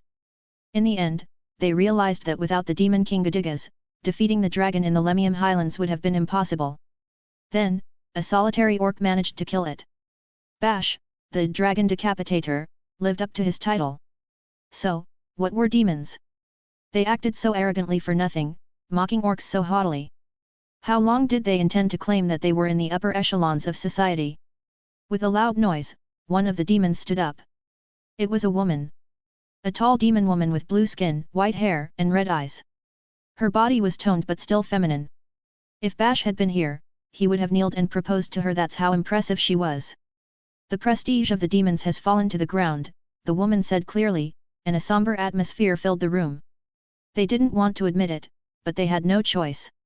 Demons had been defeated. They weren't as strong or imposing as they believed. Today's demons couldn't even defeat the orcs they had once mocked. Your Excellency, the Orc Hero, Sir Bash, has become our savior. If we send him away without gratitude, the pride of the demons will be damaged. And if we lose our pride, even our prestige, we won't be able to face Sir Gadigas in the afterlife. Thank you. Sir Bash wanted a demon woman. That's what I heard. Yes, that's true. It's what he said, although in jest. Bash never said anything in jest, but those were indeed his words. Then I will marry the hero and spend the rest of my life paying him homage. Nonsense. A demon being owned by orcs. Do you know what that means? Do you know what it's like to belong to an orc? The woman laughed at their words. Don't make the mistake of misunderstanding me. I am also a demon. I will not become the property of the orc. The orc will be my property. You say that, but... Orcs, and a demon marrying someone from that ugly and stupid race. While the demons complained, only Sequence remained silent. But then he heard the words of everyone and spoke up. I'll say it again. We have always despised orcs as an inferior race, but now that they have defeated the dragon, the threat is over. After what happened in the Lemium Highlands, Bash, the Orc Hero, has saved us twice from our difficult situation. He eliminated one of the main culprits that had been tormenting us for the past few years.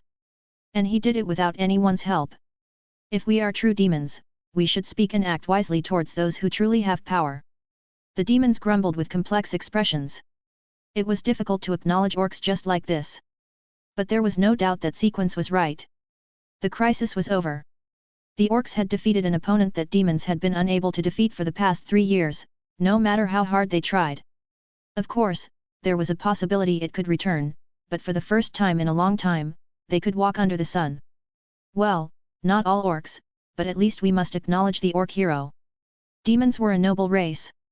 They believed themselves to be supreme beings. But this was only because they were superior in power and wisdom. Because their existence was superior. But what was noble about not recognizing when others were superior? Sequence was satisfied with the answer and turned to the woman. Now, Asmonadia, my daughter. Yes, father. I have already promised to give you to Bash. Well, that's convenient. But, why? Because I thought you were dead. Though I could have died. If that hero hadn't saved me in the snowy field. The woman, Asmonadia, thought of the events from the other day. It was when she had set out to defeat the dragon with a group of hot-blooded young demons. They believed they could win. Her companions, though young, were skilled. They had all survived the relentless persecution by humans. If they made a backdoor to the dragon's lair and ambushed it while it slept, they could defeat it, even if it meant a tough battle. That was what they thought. The result was a cruel defeat.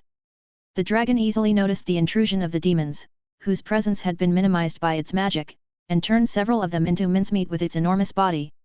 Every time the dragon swung its claws, every time it sank its fangs, a person died, and then another. All the demon's magic was repelled by its scales. She realized how foolish she had been to think she could win, even though she was already fighting. Dragons were a special kind of beings. She decided to retreat when half of them had died. But it was not the right decision. Although she managed to escape the nest, she was trapped in the snowy field, where there was nowhere to hide, and its breath scorched her to a crisp. As a high demon, she managed to avoid instant death thanks to her high magic resistance, but it was nothing more than a thin layer of life. Filled with pity and apologies among the corpses of the young demons who had believed and followed her. She didn't want to die like this, but her eyes had melted, her lungs were burning, her muscles were charred, and she couldn't move, let alone express her will. Then Bash appeared. He sprinkled a bit of his precious fairy dust on Asmonadia and then carried her charred body on his back to Fortress G. Taking a risk with the dragon possibly still in the sky, all for her. However, sending him a corpse wouldn't be a token of gratitude. I'm glad you're alive, Sequence said. She wouldn't forget it. She could never forget that moment of relief when Bash saved her life, nor the warmth of his broad back. She would never forget the debt of gratitude for avenging her friends. I will repay my apologies for my foolishness, father. The gratitude of the demons who were saved when he defeated the dragon, and the favor of my life that would have been lost to the dragon and was only awaiting death. Sequence nodded deeply at his daughter's words. Then, I'll leave immediately. Asmonadia, the last daughter of the general, Sequence, the Dark General, left the conference room. She set off in the same direction as Bash, the Orc Hero. It would be a tough journey. Because of the dragon, they had almost cut off relations with the rest of the world, but that didn't change the fact that humans were still too cautious of demons. And if the men from Poplatica, who had left earlier, were causing trouble, they could only shrug it off. But Sequence was confident that his daughter would pass the test and marry Bash. After all, Bash, the Orc Hero had already walked a similar path, and there was no reason why his future demon wife couldn't do the same. Their union would improve the status of orcs as a race. Just as the Orc Hero had hoped. Sequence looked around the meeting room again. The demons were perplexed to know that the dragon had flown away. They didn't know what to do with their good luck and the fact that they were much more vulnerable than orcs. And then they looked out of the window at the dragon-less blue sky. There were so many things they had planned to do once the dragon was gone. The demons would be busy from now on. We missed out on Bash's heroic tale, Sequence's mouth curved up naturally as he thought about the anecdotes that would happen in the future to the hero who had left without a word of gratitude. In ruins located beyond the lesser snowfield and past the mountains where the dragon resided, a place made of smooth stone, eroded over the years but still maintaining its form. They were nameless ruins, or perhaps they had a name before falling into this state. Today, it was a desolate ruin that nobody visited, and even its existence was known to only a limited number of people. A woman was about to enter such ruins. She lightly climbed an icy cliff wall, gently pushed the frozen stone door of the ruins, and slipped inside. Silence enveloped her as she kicked the stone door shut behind her. The interior of the ruins was beautiful despite its deteriorated appearance.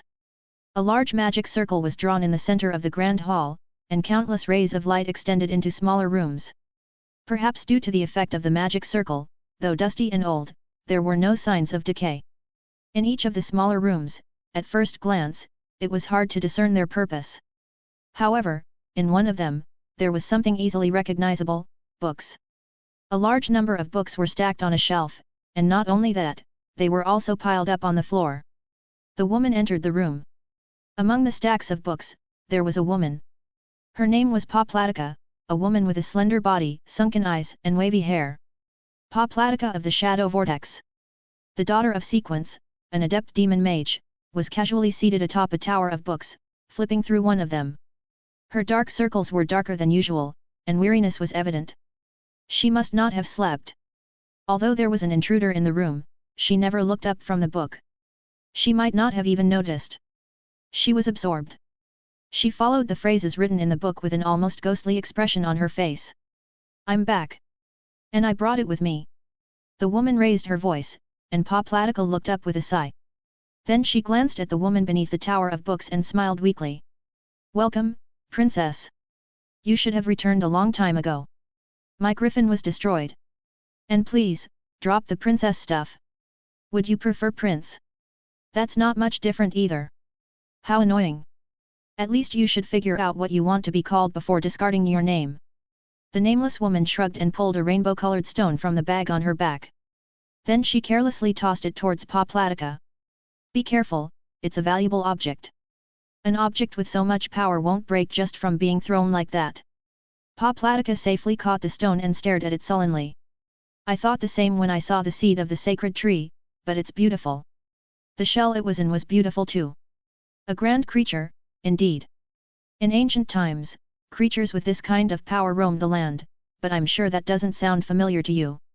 Poplatica tapped the spine of the book she was reading with her fingers. Most of the books in the stack were about history. They were books that described the very long history of this continent. From the moment people first appeared on this continent to the onset of the war. All of history was preserved here. "How long have you been reading?" "A fair amount of time, yes." Poplatica replied and slammed the book shut. The entire history was written there, but the further back in time she went, even to the beginning of the war, the more languages and scripts changed, and the longer it took to decipher them, especially the primitive scripts, which were no longer even letters, but symbols. If Poplatica had been alone, she wouldn't have been able to read even a tenth of this pile. She got to know the contents of these stacks thanks to her predecessors. There were people in the past who delved into these piles, deciphered the difficult texts, and rewrote them in the current language. Although only a few of the books were deciphered, translated, and condensed by those who had access to the records, thanks to them, Poplatica was able to read the original texts. Once upon a time, there was a continent inhabited by great creatures beyond the reach of human knowledge. The rulers of this continent were not humans. Although it wasn't known why these creatures perished. Thanks to translations left by her ancestors, it was known that the ancients speculated that perhaps they fought among themselves, but that was nothing but that, mere speculation. The only fact known for sure was that the great creatures were dead, and a part of their power remained all over the continent. The beastman's sacred tree, the succubi's sacred place, the elf's crypt, the ogre's great jaws, the dwarf's gold, and the human's sacred writings. Nowhere was it mentioned that these were remnants of the great creatures, but it took only a bit of contemplation to realize that it was so. All that remains are the human writings. Oh? So, did Aldria fail? Yes. Unfortunately. The remains of the great creatures sometimes ended up scattered around. The elf's crypt was just a pile of debris after the long war, and the dwarf's gold lay amidst a heap of scrap. There were many other unnamed remnants. But those who saw them knew that power resided in them. And when power resided in something, it became an object of faith. Like, for example, the beastman's sacred tree or the succubi's sacred place. If they had rushed to secure them, undoubtedly they would have discovered what they were planning to do. Even if not, they would know that some force was working behind the scenes. Therefore, they went for the sacred tree, the sacred place, and the writings almost at the same time. Apparently, they failed only with regard to the human writings. 2 more. No. 1 more. One? Weren't you planning to go for the last one after everyone returned? True, but if I didn't come up with a plan. Are you saying you've come up with something? Poplatica shook her head at the woman's words. No. But it's gone. Gone? What do you mean? I'm not sure, but I heard a rumor that my sister put together a raiding party, so maybe they were able to deal with it. I don't think the current demons are capable of defeating a dragon. Whatever. Carrot went to get it. As the woman nodded, the door to the room creaked open. She sensed the presence of a person entering the room without the sound of footsteps. Oh, well. Why did you take so long, princess? When she turned around, she saw a succubus walking towards her, her beautiful body making exotic movements. It was Carrot, the general who was once said to be the strongest in the succubus army. I was worried about you. Worried that something might have happened to you. Carrot placed one of her fingers on the chin of the nameless woman and moved it. It might have looked like a provocative behavior, but it wasn't. It was a succubus gesture that would be frowned upon in the lands of humans and elves. Of course, the woman understood it, so she didn't seem particularly uncomfortable, she responded naturally. True, the griffin ended up dead on the way out. Is that so? You say it so lightly, but it wasn't a natural death, was it? Who did it? Won't you tell to Big Sis? An orc. And not just any orc. It was that Orc Hero you mentioned. Oh, did you meet Sir Bash? How come you're alive? Well, if I weren't a woman, he would have killed me. Oh wow. Did Sir Bash hit you and then raped you? I'm so jealous. No way, I just caught him off guard by flashing my boobs. But then he ended up confessing to me. At that moment, a chilling cold air engulfed the place. Oh really? Now I'm genuinely jealous. It was jealousy indeed. The nameless woman couldn't be oblivious to it, but she responded as if she hadn't noticed. There was no need to rush to offend her. She knew that the ending of this story was surely a happy one for the succubus in front of her. Right? Even an orc can make such a passionate proposal, can't they? No one had told me I was beautiful since I got this face. So, what's the problem then? Did you accept becoming Sir Bash's wife? Unfortunately, it didn't go that way. When I asked him who he would choose, me or the ogre children I was about to kill, he chose the children. That's admirable for an orc. Very respectable. Upon hearing this, Carrot's face burst into a smile. I know, right? Sir Bash is different from all the other orcs. Carrot's attitude softened. Despite her jealousy that Bash had confessed to her, she smiled happily at the mention that he chose to help people over sleeping with a woman. Yes, no other orc would have done that. He was still the best, her Sir Bash. Can you two finish this chat already? Poplatica, who had remained silent during their conversation, said and leaped down from the book tower. She carelessly placed the book she was holding back and reached out her hand to Carrot. Carrot responded by pulling out a pale and radiant object from her pocket, something resembling coral, and handing it over. All right, one more. I'm sorry, you two have just returned, but I'm going to need you to work a bit more. Of course. I know. That was my intention all along. I can go alone if you want. Poplatica, feeling that their response was trustworthy, began to walk away. Sure. But if Aldria couldn't make it, they'll be suspicious, and I don't think 3 will be enough. Let's take a few more with us. The two women followed Poplatica. They exited the small room, entered a large room, and from there to the corridor. Beyond the long corridor was a staircase going downwards, leading to a grand altar. It didn't resemble any of the current continental architectural styles. It was distinct from elf and demon styles. The pillars were so thick and tall that it was hard to believe they were made by human hands, the ceiling was so high that it was hard to believe it was in the mountains, and the altar, presumably dedicated to some deity, glowed with a deep purple hue. It was simply massive.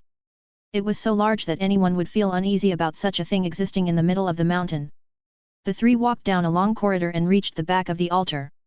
Carrot and the nameless woman looked toward it. On the pedestal of the altar were the relics they had collected over the past 3 years. Soon, their hard work would be rewarded. Thinking about it warmed the hearts of the three a little, though not to the point of overflowing, because they hadn't started yet. There was one more thing to do. Oh, you've returned safely. The voice echoed in the altar. When they turned around, there were shadows of various races. There were demons, ogres, succubi, lizardmen, and harpies. There were orcs as well, though no fairies. On the contrary, there were beastmen, dwarves, and elves. In total, there were 20 individuals, all of whom were looking at Poplatica and the others with unusually glassy eyes. At the forefront was a demon as well. It was a massive demon with 4 huge magical swords on its back. Its name was Netherhanks. People called him the Strong Blade General. He was one of the most powerful demons and a true warrior. Aldria won't be returning after all. That's right. Is she dead? Yes. And maybe captured and tortured. She's not the type to break under torture. I'd rather think she died in the most honorable way. Netherhanks boldly laughed and looked at Poplatica. We need to clean up her mess. And what do we do? Should I go? Or should all of us go? No, you'd be too conspicuous, old man. I'll borrow some of the guys. Understood. Take as many as you need. I would, even if you didn't tell me. In this conversation, 20 valiant men presented themselves. They were all seasoned warriors. Renowned fighters. Beloved of battle, able to live only in battle. And they were all discontent with this peace. They were the chosen ones who had come here after wandering from place to place, honing their fangs in the darkness. The founder of this group was Poplatica. But they all held the same feelings. Well, you and then you. Poplatica chose 2 of them and turned on her heels. The other 5 followed her, silently.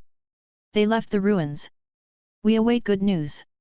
They set off, with Netherhanks' words at their backs. What they needed to obtain were the human writings.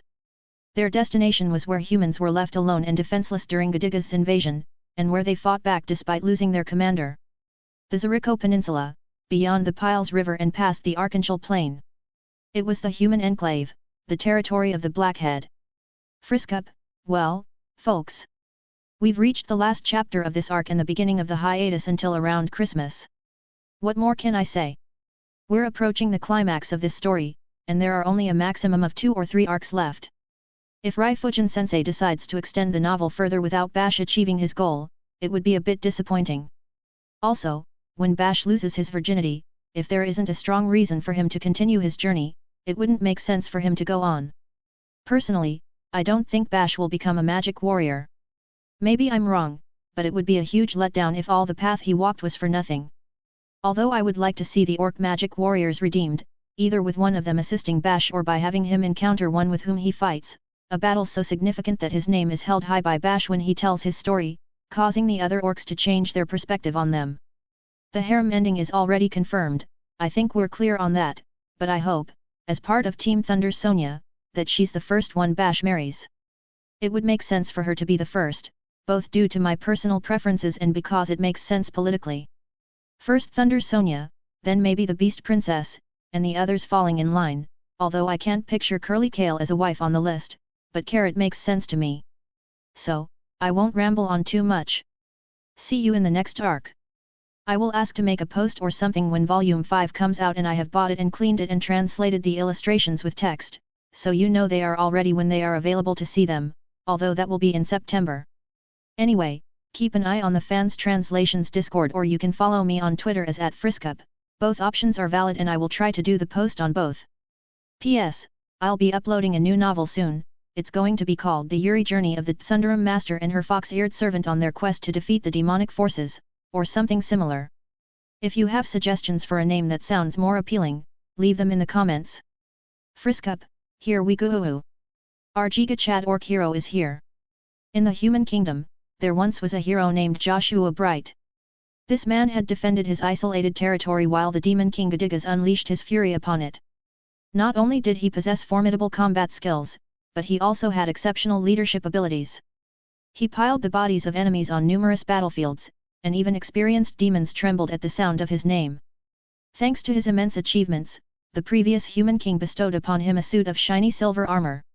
It was a magical armor inherited from the royal family, said to withstand even the charms of succubi. Despite wearing such magical armor, he always wore a coal-black helmet passed down by his own family, earning him the nickname Blackhead. As long as Demon King Gadigas lived, he was the man who achieved the most victories against the Seven Races Federation. In the end, he was pushed to the limit and perished due to the shortage of supplies caused by the isolation. However, everyone who knew him said the same thing: he was the strongest knight among humans. His defeat was not just a defeat. The time he earned allowed humans to prepare thoroughly, gather their forces, stockpile supplies, and devise strategies. Without the time Gadigas fought against Blackhead, the Four Races Alliance would not have been able to secure victory in the Battle of the Lemium Highlands. Therefore, the human king praised his great feat, and after the establishment of peace, made the Zarico Peninsula his direct domain, naming it the Blackhead Territory. It was in this Blackhead Territory where dignitaries from various countries gathered. Zarico Peninsula, Blackhead Territory. Stormhill Castle. This castle had been captured by the Seven Races Federation. The multiple layers of defensive walls had been consumed by flames, the main tower had been completely destroyed and reduced to rubble. Orcs had taken over Stormhill, and for a while, a crude fortress had occupied its place. This land had been reclaimed by humans, and after the end of the war, Stormhill Castle was rebuilt. Although it was no longer necessary now that the war had ended, its reconstruction also served as a tribute to Blackhead, their war hero. It was no longer as massive as before, but it had transformed into a more solid and defensible castle. In the great hall of this castle, many people had gathered. The assembly around the round table in the center of the room was quite notable. To the north sat a group of humans. King Lunius Ganius Grandorius of the humans was seated in the center, flanked by prominent human figures. The Chancellor Crusader Almalagilar and the Grand General Brian Gotron were among them. Their renowned knights served as their escorts. Additionally, on the sidelines, was the human prince Nazar Ganius Grandorius. Amidst the optimistic smiles of the human group, only Nazar displayed a stern expression. His face was quite serious, especially for someone who was supposedly devising new and dreadful musical compositions. He was most likely taking the upcoming discussion more seriously than anyone else. To the south was a group of elves. Elf King North Pole and his trusted aides were seated solemnly. Sitting next to North Pole, with a complicated expression, was a well-known elven figure, Thunder Sonia, the elven archmage. The elves wore serious expressions in the presence of such a notable gathering. They were clearly tense, probably because they considered the upcoming discussion very seriously. Despite their worried expression, Thunder Sonia discreetly scooped up handfuls of snacks placed on the table and offered them to the elves, saying, "Come on, make sure to eat too." There was no reason for them to feel embarrassed by her behavior because everyone loved her. "Frisk up, Thunder Sonia is your grandmother." To the west were the Beastman Queen and her daughters. Although they all maintained a dignified appearance, their ears and tails moved restlessly. Among them, Princess Inula, seated in the southwest, appeared the most relaxed. Beside her was her husband, Aconite, whom she had married just a few months ago. Despite the importance of the meeting, the newlyweds couldn't help but radiate happiness. At the end of their group was Sylviana, who had voluntarily imprisoned herself a few months ago after inviting enemies into the palace. To the east was a group of dwarves. They didn't have the concept of a king, but representatives of the ruling class from various cities were aligned with serious expressions. Among them was Barabara Dubanga, the son of Dubanga. In these 3 years, the dwarves had become very skilled at making money. These once robust beings now sported bulging bellies that seemed to suggest they were filled with beer. However, their gaze remained as sharp as ever. 3 years could be enough to change a person, but it was not enough time to forget the war. Now, those gathered here today are here for no other reason than, the one who broke the silence was the human chancellor, Crusader Almalagilar. Among these sturdy figures, he had the softest and gentlest voice. In connection to the group that has been active across the continent recently, it could be deduced that Crusader was probably over 50 years old. His hair was thinning, and as he spoke with sweat on his forehead, he certainly didn't look like a battle-hardened warrior. And rightfully so, as he had barely set foot on the battlefield from birth until today. He had traversed the human lands throughout intense battles with nothing more than his tongue, lies, and cunning, escaping from every battlefield. We already know their objectives. They intend to gather sacred artifacts scattered throughout the continent and use their power to resurrect the demon king Gadigas, igniting another war. That's an absurd story. Can the dead even be resurrected? Even if this story is nothing more than a delusion, it is a fact that things equivalent to sacred artifacts have been stolen from various places around the world. And it is also a fact that individuals with enough power are aiding them. In that case, we cannot afford to ignore it. From Crusader's tone, it was difficult to discern any urgency. He seemed to be simply stating the facts naturally. And the sacred artifacts they stole in some countries had religious significance. They are criminals. In that case, each country from which something was stolen can recover it on their own. There's no need to convene a summit. The main complaints came from the dwarves. The sacred artifacts taken from their domains held little value to them. If they were stolen or used for pagan claims, they didn't care. Grr. The growling words elicited protests from the beastmen guards. The desecration of the sacred tree, a symbol of their religion, was a serious matter for them. Therefore, the dwarves' statement had irritated them. For the dwarves, it might be a trivial matter, but they were here because of the Four Races Alliance Treaty. When more than half of the four races recognized an emergency requiring the unity of the nations, a summit could be convened. The country receiving the request for cooperation had to participate. Of course, real cooperation depended on the content of the summit. Ahem. Let's save the fights for later. With the clearing of a single woman's throat, the tense atmosphere dissipated momentarily. It was Thunder Sonia, the elven archmage. Speaking from a magical perspective, if one has vast magical power and the right spells, it is possible to resurrect the dead. Even without that immense magical power, sometimes people can come back to life. Like the orcs that were abundant in the Siwanasai forest. Yes, people sometimes come back to life. Their persistent attachments, deeply rooted grudges, and other emotions can bring the dead back. Just a year ago, the elves had been concerned about this phenomenon. Does the elven archmage have any ideas about the spells that could be used for that? Unfortunately, I have no clue about that. For that kind of magic, wouldn't the sage be better informed? Why isn't he here today? The human trio, right? Lady Elven Archmage, considering our current positions, could you refrain from using our childhood nicknames? At least use the names from when we were younger, please. The Three Crows, right? What's the difference? Well, I understand. I understand because I've known the three of you since you were foolish rookies back then. After that, you barely set foot on the battlefield. Thunder Sonia was silenced by Elf King North Pole, so she wouldn't say anything more. Allowing her to keep talking could create an irreparable rift between humans and elves. Thunder Sonia had the bad habit of treating everyone like children. That's why the elves thought she took a while to catch up, but they didn't say it out loud. They could also show consideration for things that truly mattered to their loved ones. In any case, the one known as the Shadow Vortex is a cautious woman. She wouldn't act on baseless fantasies. This was said by Beast Queen Leona. Her words were polite, but her pupils dilated, and she continued tapping the table with the tip of her tail. She was very angry. The withering of the sacred tree equated to damaging their pride and the honor. They were not an indulgent race to underestimate, especially when faced with opponents spouting nonsense about resurrecting the detested Gadigas. She had also fought against Poplatica, the Shadow Vortex, several times. She wasn't alone. Many here had done the same. They all knew it.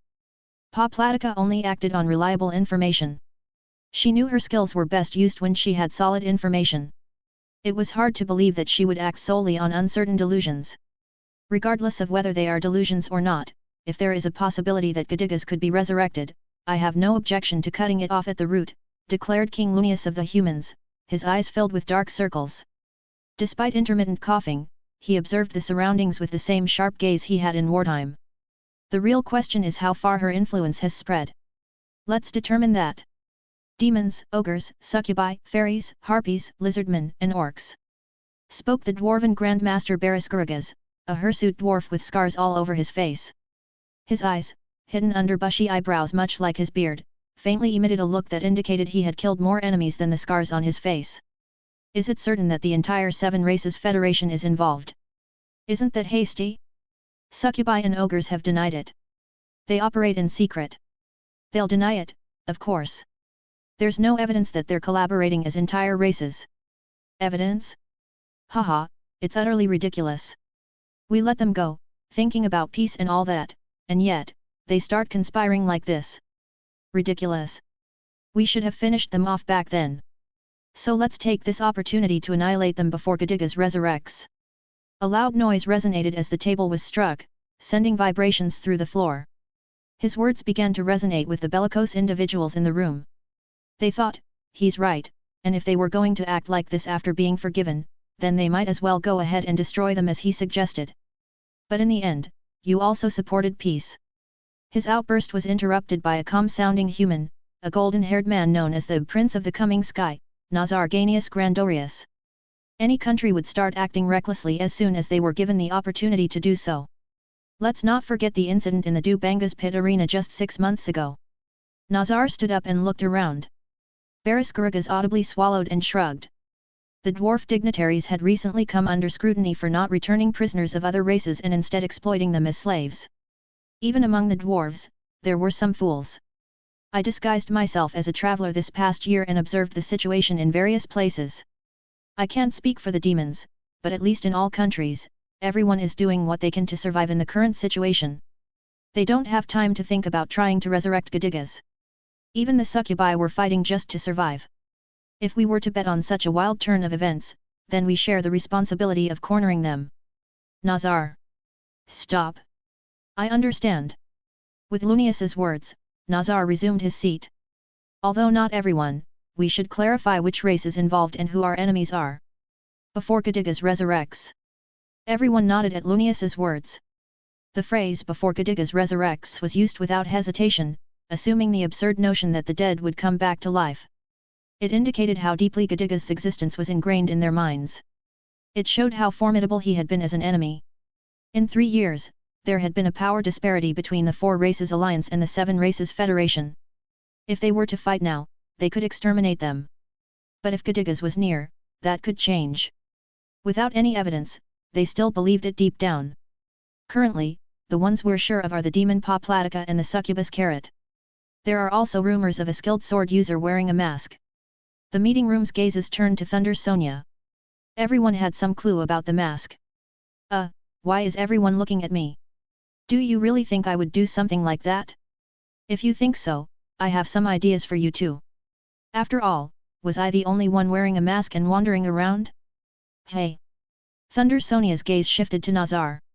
Everyone followed suit. Upon reflection, they also had some leads about masks on their part. Since the rumored individual is a woman. But I'm not a swordsman, I'm a mage. Oh well, enough jokes. Anyone else? The harpy Lucatiel, the lizardman Kuzenbijal, also the lizardman Tide Volga, and the ogre Bago Bago. We haven't confirmed it 100%, but the possibility is high. And in response to Thunder Sonia's words, the human chancellor continued, listing names one after another. Most of them were individuals who had survived the war but had left their countries. There were, of course, elements of doubt about them, such as not knowing where they were or even if they were alive. Whenever a name came up, Thunder Sonia would chime in with comments like, "Oh, did they leave?" or "No, they're probably dead," or "Ah, maybe they are." The Orc Bash, the Fairy Zell.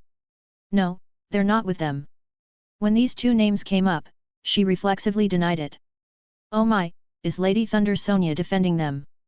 The Chancellor's glasses gleamed. Do you know what those 2 have been up to in the past year? They exterminated zombies in the Siwanasai forest, saved their fellow slaves in the Dubanga's pit, and fought against them in the Red Forest. But in the Red Forest, they also approached them for recruitment. And they refused. It might be, but on the day they left Lycant, they attacked the demon territory's checkpoint and killed all the soldiers guarding it. They attacked a checkpoint? I never heard anything of that. It's rare for anything to escape those long ears of yours. Long ears, huh? Are you trying to flirt? If you want to marry me, divorce your wife first. Hey! Without feeling particularly flattered, Thunder Sonia absent-mindedly touched her ears. Pushing the Chancellor against the wall wouldn't be necessary, but it might speed up his path to marriage. They might not know because some here went to the succubi country. But it's true. All the soldiers have disappeared, and there's a note left at the scene. On the paper that the Chancellor placed on the table, it undoubtedly read, the Orc Hero Bash passed through here. The handwriting was so terrible that it could have been mistaken for the work of a fairy. However, they didn't believe that an orc could write. Even if he could, it would probably be that messy. So, are you saying that Bash crossed the checkpoint and entered the demon country to join Poplatica and the others? Yes. It seems the checkpoint was a sea of blood. There were body parts scattered everywhere, soldiers' arms and legs, it seems. No, that's absurd. Bash, of all people. I thought he was someone I could respect among the orcs. He really helped us in the Siwanasai forest. He can even be considered a benefactor to the elves. Thunder Sonia sighed deeply. The Chancellor continued to look around, maintaining his composure. Certainly, his activities in the past year are remarkable. But at the same time, haven't you toughed about it? Even if one person does something, it's impossible for orcs to survive as a species. That's why he accepted the offer he once rejected. At those words, a woman emitted a growl, a small one, but those with keen ears turned their gaze to the person who had made the noise. It was the Beast Princess Sylviana, who had been sitting quietly since before. This time she was allowed to be present, but apparently, she was forbidden to speak. However, her gaze was fixed on the Chancellor. Her eyes said it all, that can't be true. I can't believe it. Nazar replied in his place. He also knew about Bash's actions in the Beastman's country. He remembered the man's back who had helped him. He didn't seem like the kind of man who would change his mind about such an offer so quickly, not even a month later. I was there in the Red Forest when he refused the recruitment offer. He didn't seem like a man who acted so casually. We should talk to him. Oh, right. What you're saying makes sense. Let's do it. Let's call Bash and talk to him. What's the problem? I get along with him quite well. He'll answer my questions. After all, he even proposed to me. But we don't even know where he is, do we? The Chancellor ignored the word proposal as it was irrelevant to the current discussion. If he passed the checkpoint, he must be in the demon territory, right? Oh, wait, if that's the case, there's no way to call him here, is there? We should catch him when he leaves the checkpoint. Although we don't know if he'll leave. Either way, I can't imagine him being involved in something like this. I mean, it doesn't seem like he travels with such a casual mindset, does he? Well, certainly, I can't picture that man fleeing in such an easy direction. Thunder Sonia's words were followed by the muttered comment of a dwarf. It was Barabara du Banga, the son of the war demon Doradora du Banga, and the eldest son of the Banga clan among the dwarves. He was particularly famous for his martial prowess. His defeat at the hands of Bash during the Armament Festival, almost a year ago, was still fresh in everyone's memory. So it's a good idea to bring him here. Although I don't think an orc will willingly accompany us when forced to do so. In response to the Chancellor's half-smile, Thunder Sonia frowned. However, if someone had never met Bash in person, it would be understandable to think that way. She had also changed her mind when she realized it. Humph, I see. Well, I think he'll come. If there's an opportunity to ask him questions, do it. Oh, yes. If I can confront the Orc Hero in person, defeat him, and capture him alive, I will. As the Chancellor chuckled, the door between the round table opened. A human soldier entered the room, looking tense. What's happening? We've received a message from the team investigating the checkpoint. For a moment, everyone appeared puzzled, but their expressions quickly tensed. They were accustomed to receiving bad news through messengers. They could make guesses. However, it wasn't bad news. They have captured the suspect who violated the checkpoint, Bash, the Orc Hero. In response to this unexpected report, Thunder Sonia and the Chancellor exchanged glances. Richterhausen, the commander of the Foreign Expedition Knights, was an experienced knight who had survived the war. While he had indeed survived, he was not a knight with particularly outstanding qualities. However, he excelled in everything he did, hailed from a respectable middle-class noble family, and had a wife and children. He had earned some wartime merits during his long service on the battlefield. His usefulness led him to be assigned to the Foreign Expedition Knights after the war, a relatively autonomous unit that also meant he was easily deployable and he received a considerable salary. However, he lacked specific skills or knowledge. Despite his long experience on the battlefield, most warriors probably didn't even know his name. He was the kind of man you only noticed when he was nearby, maybe thinking, I've seen that guy somewhere before, or oh, he's still alive. He was that unassuming. Perhaps it was precisely because of this that he could boast of having survived that war. The task assigned to him this time was the investigation of an incident at a checkpoint located on the border between the Beastmen and the Demons' territories. There were no signs of a fight or altercation, it seemed as if the people had simply disappeared. The only thing left at the checkpoint was a single note, written in messy handwriting, which read: "The Orc Hero Bash passed through here." It was a baffling incident. It was possible that the Orc Hero Bash had annihilated all the humans at this checkpoint. Anyone who had been on the battlefield 4 years ago, especially during the final battle against the Orcs, knew how formidable Bash was. Orcs didn't leave notes like this, they couldn't write. But if they could, it wouldn't be surprising for them to leave a boastful note. That was the nature of their race. However, if asked whether Bash would commit such an act without leaving signs of a fight or disturbance, the answer would be no. If Bash had been involved, the checkpoint might have been partially destroyed, and there should have been traces of female soldiers who had been raped somewhere in a small room. This place wouldn't have been so neatly clean. Therefore, it was certain that Bash was not responsible for this. But then, why would he leave such a note? What was the meaning behind this message? That was Richter's job, to investigate it. That's why he had come to the scene to conduct his investigation, but he couldn't make sense of it. He was sure some kind of magic had been used, but that was all he knew. And he knew it even before arriving at the scene. At the very least, he needed to find some clues before he could return home. Such thoughts kept Richter lingering at this checkpoint. What am I supposed to do? Richter muttered as he sat in one of the chairs at the checkpoint. The guard soldiers were already returning to the site. Even if there were any traces left, they would gradually disappear. It was a dead end. He should go back home. Empty-handed. Report that he found nothing. Commander Richter. One of his subordinates addressed Richter. Richter turned, expecting to hear complaints about the prompt return home, but he was met with his subordinate's bewildered face. What's going on? What's happening? He's here. Who? The Orc Hero is here. Richter fell from his chair. When Richter arrived at the checkpoint square, there was indeed a green orc there, as reported, along with a fairy. At first glance, he appeared to be an ordinary orc. Richter had participated in the orc front towards the end of the war. However, he had never crossed paths with Bash. He had only seen him from a distance. Of course, there was no way to distinguish between orcs. But Richter had seen orcs many times. They were strong and brave, but their race was also coarse and foolish. When they saw a worthy opponent, they would cheer, and when they recognized someone weaker, they would show a mocking smile. Such foolish creatures! Richter's appearance was evidently enough for the orcs to mock him, and he was routinely underestimated by them in their initial encounters. However, despite appearances, this orc was different.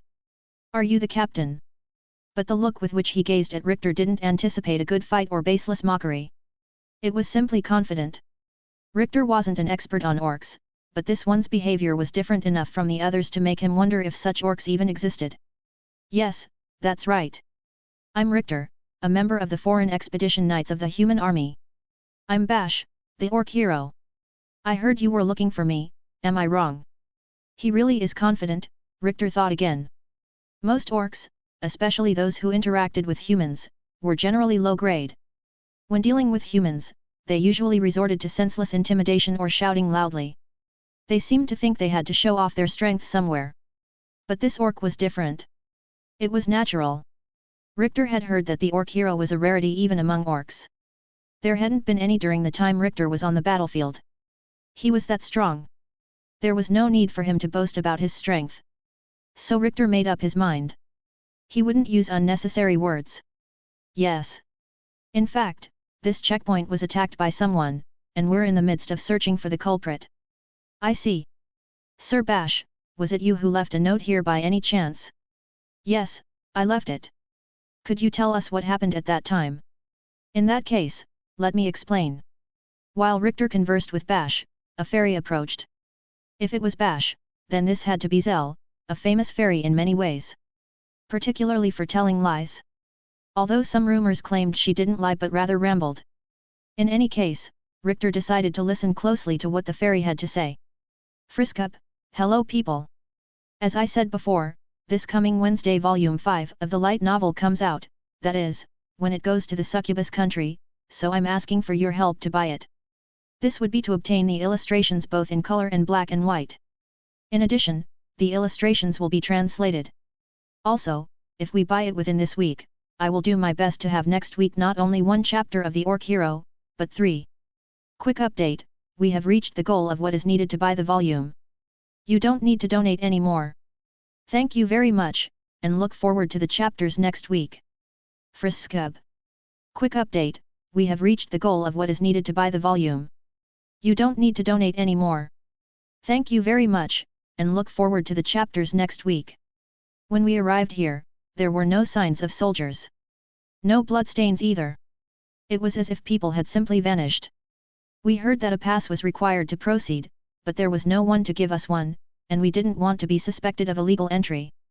So we decided to leave a note and move on. I see. We'll believe you. You may have the power to kill everyone here, but even you couldn't erase all traces of those who were here. Right, I can't use magic. What do you mean by magic? Richter asked, finding his own comment rather clever. There shouldn't be any evidence pointing to magic in this place. Even we don't know if it was magic. Richter found it a bit suspicious. Orcs didn't lie. So this confusion seemed genuine. But Bash was different from the others, being the Orc Hero. It wouldn't be surprising if he did something different from other orcs. However, delving too deeply into this could be dangerous.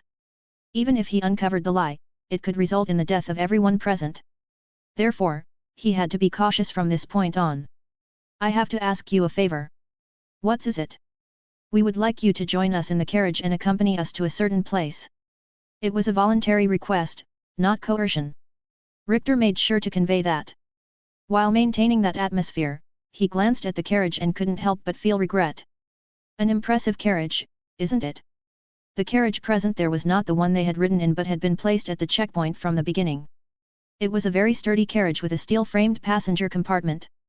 The compartment door had a large lock, and the windows had iron bars. It was incredibly imposing and, to put it bluntly, the type of vehicle used to transport criminals. Well, that. I know. I've seen it before. It's used to transport something important. I see, it looks sturdy. Well, something like that, I suppose. Richter nodded while rolling his eyes at those words.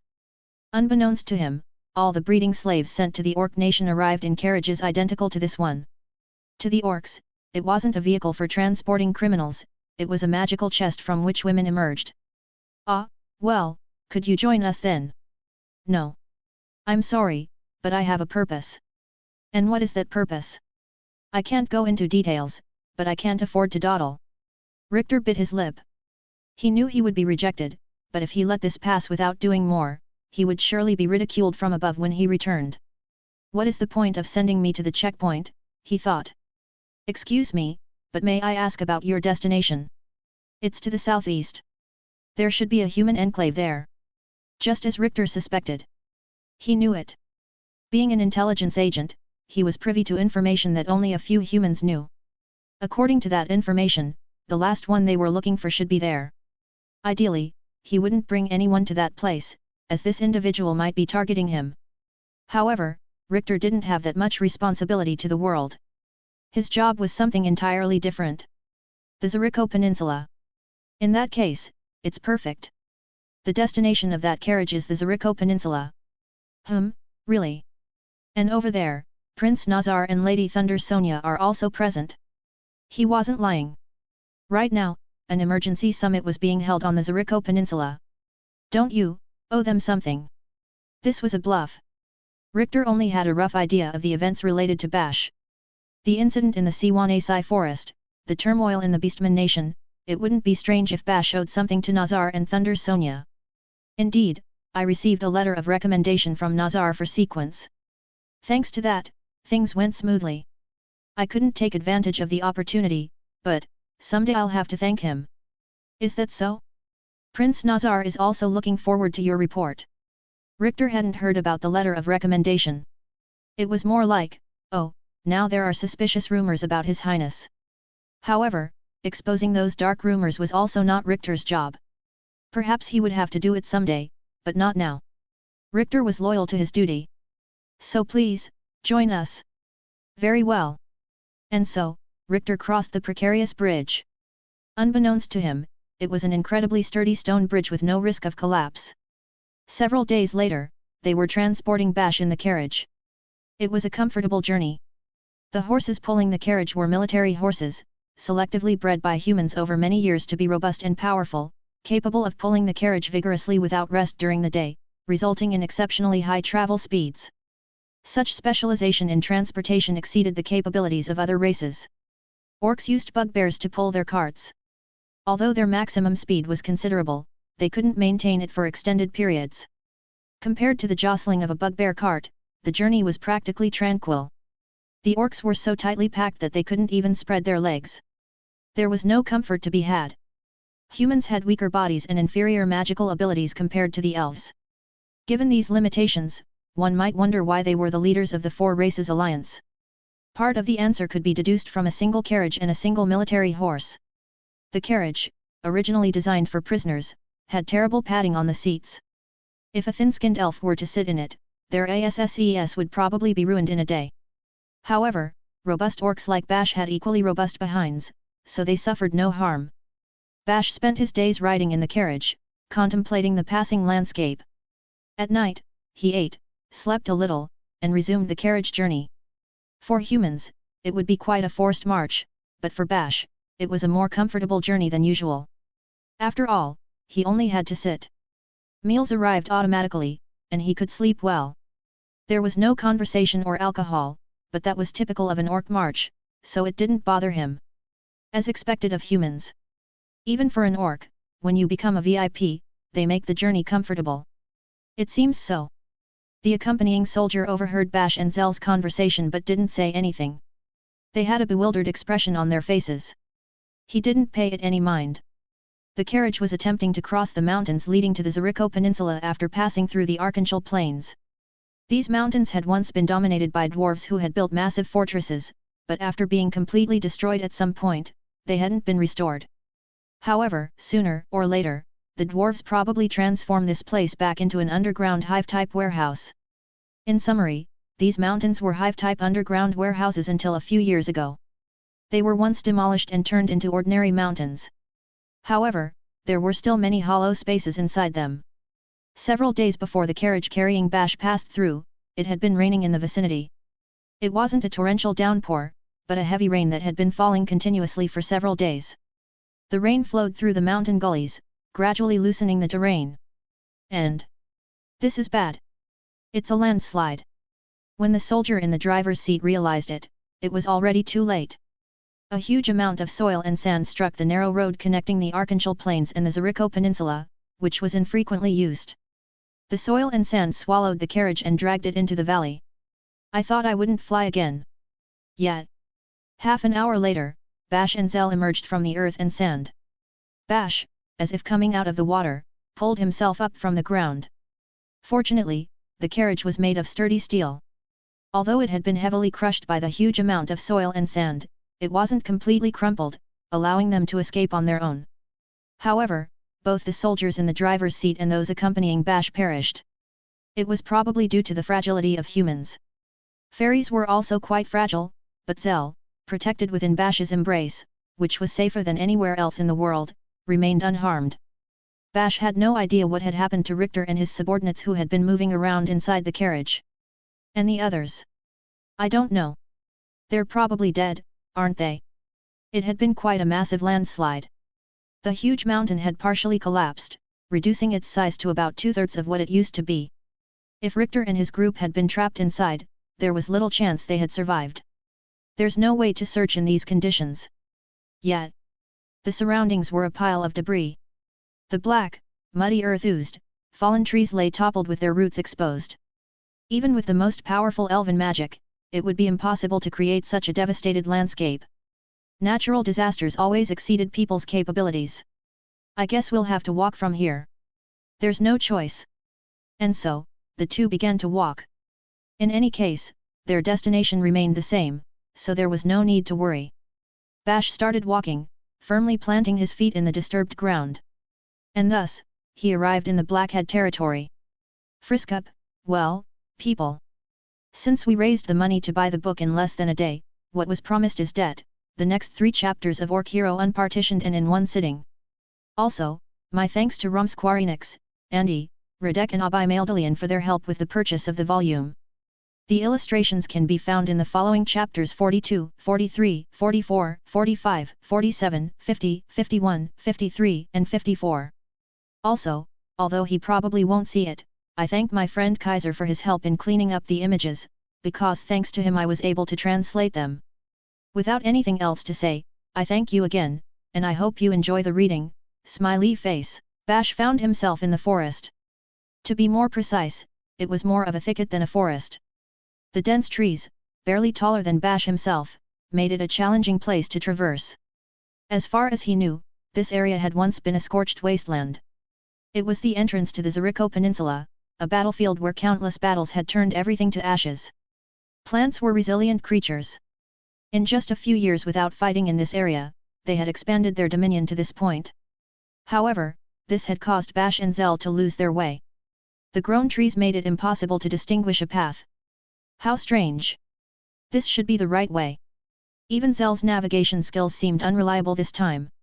The fairy had conquered forests throughout the continent of Vastonia. She often referred to forests as friends and trees as companions, but not even she could claim all the trees that had sprouted during her absence as companions. Well, that would probably be a story for after they crossed the forest.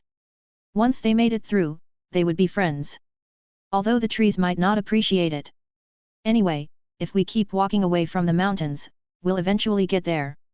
You're right. Despite their current uncertainty, Bash remained carefree. They had already crossed the mountains despite the landslide. Therefore, this was already the Zeriko Peninsula. The peninsula narrowed, so they would eventually reach civilization. If not, they would reach the sea, and then they could simply walk along the coast. After all, the Blackhead territory was at the tip of the peninsula, so they would get there this way. If they did reach the mountains instead, they could just turn right. With that in mind, they continued walking cheerfully. However, they still couldn't see anything beyond the forest. Even with Zell, a fairy, flying to inspect the surroundings, they couldn't spot any cities or the sea. The cause was the characteristic of the Zeriko Peninsula, the thick fog. This peninsula was prone to fog, and before humans began calling it the Zeriko Peninsula, it was known as Mistland due to the frequent mist that enveloped it. Of course, Bash and Zell were unaware of these historical details. However, this area has changed quite a bit, hasn't it? Yes, but the scent of the air hasn't changed much. It's a nostalgic fragrance. I wouldn't know, but now that I think about it, didn't we start working together around the Zeriko Peninsula campaign? Really? Yes. It feels nostalgic. Back then, you weren't as strong as you are now, mister. You were a bit better than the others, but you still felt like an ordinary orc in some ways. You got stronger quickly in the midst of battles, and it surprised me. I remember. You were the third fairy to join our squad. You acted all haughty and powerful, calling us kids and younglings. Hey! It's not like that. You see, back then, I was still a bit of a brat, and I wanted to act like a senior to the young orcs. Being a fairy, I didn't want to be looked down upon. It was just youthful indiscretion. I'm more mature now. I've undergone a complete transformation from that arrogant me back then to who I am now. I respect you now, mister. You're a trusted comrade and a hero. I could kick my old self's butt in less than a minute with the me I am now. Really? Well, despite acting haughty, I always trusted you. Without you, we probably wouldn't have made it to the Blackhead territory. That makes me very happy to hear, mister. As they chatted, Bash and Zell walked through the underbrush, reminiscing about the past. It was a time when Bash had just graduated from being a new recruit and was making a name for himself as a full-fledged orc. Zell had been assigned as a fairy adjunct to Bash's squad back then. Both of them had taken part in the Blackhead Territory campaign, a massive operation conceived by the generals under Gadiga's command. The campaign had been meticulously planned, with troops strategically positioned, and everything under the control of Gadigas and his 3 generals. Zell had been assigned as a messenger and guide for Bash's Boulder squad during the operation. It's worth noting that Zell wasn't the only fairy with such a role, there were many fairies in similar positions. However, Zell was the only one who survived. The Blackhead territory campaign was considered a flawless operation. They sent a large number of ships to block the sea routes around the Ziriko Peninsula, used large-scale magic to bring down the mountain ranges leading to it, effectively sealing off the land routes, and then landed from multiple shores to launch their invasion. Despite Blackhead's exceptional leadership, they had no escape route. Everyone believed they would be quickly annihilated. However, Blackhead displayed astonishing resilience. He had the Storm Knights, his subordinates. There were only 10 of them, but each of these knights commanded over 500 soldiers and was a formidable leader. The Seven Races Federation boldly attacked the 10 fortresses guarded by these knights, using a mixed force of demons, orcs, fairies, harpies, and lizardmen. Succubi repelled the humans approaching by sea, while ogres pushed back the elves and beastmen advancing by land. The dwarves saw their massive fortress at the entrance to the Ziriko Peninsula destroyed and couldn't send reinforcements. The encirclement around the peninsula was perfect, but Gadigas made a mistake. He didn't leave any escape route for the humans. Moreover, the mental strength of the humans, especially Blackhead and his Storm Knights, as well as all the soldiers of the Ziriko Peninsula, exceeded the Demon King's expectations. They had high training and morale since they had defended this region as a vital fortress for over 200 years, pouring all their tactics and experience into their defense. Even though they realized it was unlikely they would win and that they would eventually die in a desperate battle, they never surrendered. None of them despaired. Even if they were to die in the end, they were determined to prolong the suffering of the Seven Races Federation and take down as many enemies as possible. Therefore, the main force, the Demon Army, couldn't break through the fortresses. The Deep Mist Fortress, guarded by Martinez, the Lightning Slasher, who ranked third among the Storm Knights, couldn't be brought down. Well, it could be taken, but it took time. One reason might have been that the demon commander aimed to minimize casualties in a battle they believed they could win. Blackhead gathered troops from other places because he knew this was the main target. However, the invasion didn't go as planned, and the possibility of reinforcements arriving by sea or land began to emerge. This gave hope to the humans and anxiety to the Seven Races Federation. In the midst of this situation, a turning point occurred. A fortress they had never expected to fall was captured. The White Mist Fortress, guarded by Raven, Storm Slasher, the highest-ranking Storm Knight, had fallen. Surprisingly, it was conquered by orcs, and not even by the main force of orcs but by a seemingly insignificant unit of soldiers. Although it took some time, the fortress fell quickly. From there, a massive horde of orcs infiltrated the entire Ziriko Peninsula, plunging Blackhead's army into chaos. After all, they were orcs, they killed everyone, kidnapped and raped women. These marauders began attacking innocent people. The Storm Knights mobilized to stop them, but things fell apart. One by one, they were defeated, and very soon, the main orc army had reached Storm Hill, the capital of the Blackhead territory. Furthermore, the main demon force that had defeated Martinez was closing in. It was a desperate situation. As soon as the main demon force arrived, they rushed in, and Blackhead was defeated. The demon general rewarded a lucky common soldier who had taken Blackhead's head with a sword. At that moment, this man was considered a fortunate common soldier. However, he would later be known as the Orc Hero. Yes, the one who defeated Raven of the Storm Knights and ultimately took down Blackhead in a one-on-one battle was none other than Bash, who had been nothing more than a foot soldier. Zell had dragged him across the battlefield and then separated him from the squad halfway, but he never stopped fighting. As a result, he unexpectedly defeated the enemy's strongest fighters. Most of the blame lay with Zell for leading him astray, but Bash believed that ultimately, Zell had saved him. He had survived and achieved great success. Without Zell, none of this would have happened. Zell's words of "it's this way," no doubt, may have been mostly wrong, but for Bash, they had not led to bad outcomes. As they reminisced about old stories, the landscape suddenly opened up before them. It was a lake. A large lake stretched out before their eyes. Oh, it's Lake Smaza. And there's the White Mist Fortress. The White Mist Fortress on Lake Smaza was the first place Bash and Zell had aimed for when they arrived in this region. When they first saw it, the fortress serenely floating in the white mist seemed impregnable. In fact, to capture this fortress, numerous orcs had become drowned corpses in the lake. Zell hesitated and eventually found a secret entrance several kilometers away. Without that discovery, the fortress probably would not have fallen. Now, the fortress was partially ruined and had become a moss-covered ruin. The fortress they knew had not suffered such damage. Most likely, it had deteriorated like this during the battle when humans reclaimed the Zeriko Peninsula. If I recall correctly, there was a map in the fortress, right? Yes. If their memories didn't fail them, there should be a map of the entire area in one of the rooms of the White Mist Fortress. If they could confirm it, they should be able to find the place they were looking for. Maybe. Well, assuming it was still there. With this in mind, the two approached the fortress while circling the lake. Oh? It looks like someone's there, doesn't it? I see it too. Looking around, they noticed movement inside the fortress. Upon closer inspection, a faint plume of smoke rose from the fortress's remains. Perfect. If someone lives around here, they should know the way. That's right. While having this conversation, the two continued to approach the fortress. Then, they noticed a strange light emanating from inside. It seemed to be some kind of magical light. Could there be a wizard inside?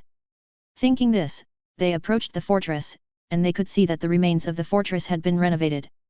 A two-story wooden structure had been added to the remains of the white stone fortress.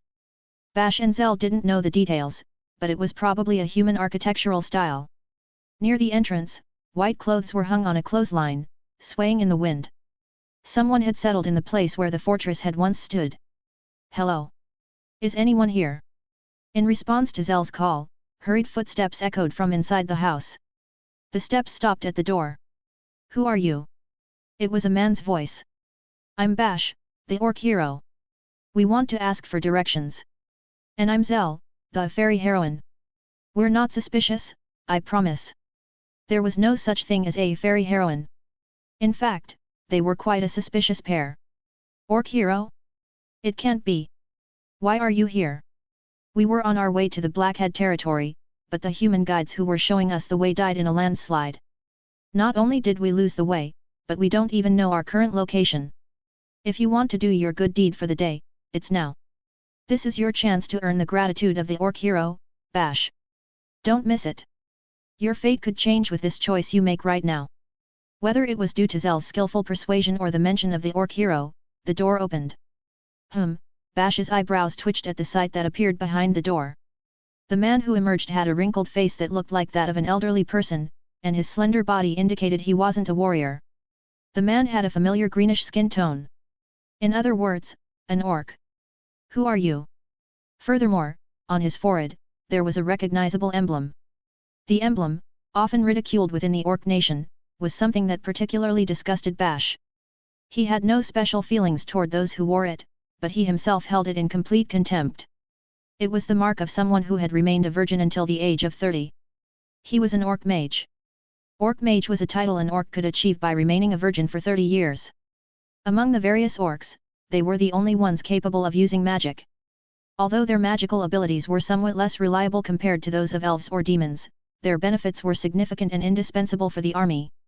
However, this directly contradicted the values of their society, which dictated that one became a true orc only after defeating their enemies on the battlefield, capturing and impregnating women.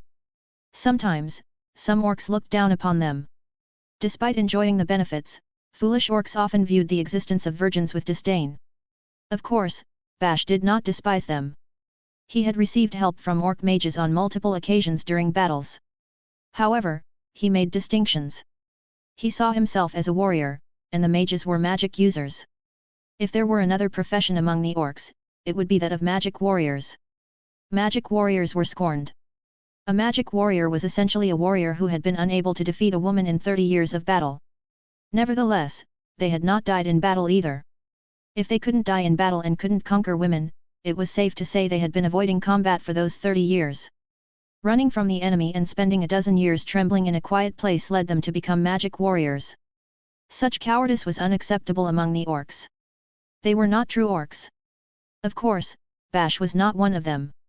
He prided himself on being the bravest. However, if such a symbol were to appear on his forehead, he would be perceived as one of them. The actual circumstances would not matter. For orcs, it was the most humiliating label to bear. That's how orcs were. Bash felt respect for orc mages as his kin or comrades, but he did not feel contempt. Who are you? Bash inquired sternly. Mister, don't you recognize him? I would be lying if I said I did. Bash did not remember all the orcs he had encountered during the war. However, an orc mage was a rare existence among orcs. Only a handful of children with great magical talent were isolated and raised as mages. Those who survived until the end of the war were even fewer. Bash remembered all the surviving orc mages. However, the orc standing before him was unfamiliar. In other words, "Are you a deserter?" Bash asked him. Someone who had fled from battle, lived in secrecy like a rat, and reached 30 years old was considered a detestable orc. An orc that no other orc would tolerate. "No, you see, when I was young, I was captured by humans." Were you a slave then?" "Yes." "Poor thing. You became a magic warrior, got captured by humans in your first battle, and didn't even get the chance to fight. Is that what happened?" With that question, Bash suddenly felt deep pity for the elderly orc before him. Becoming a magic warrior without even having the chance to fight was the worst nightmare for any orc. If it happened to Bash, he might even beg for a merciful death. "No, they captured me as a mage," the orc clarified. "Really?" "Yes.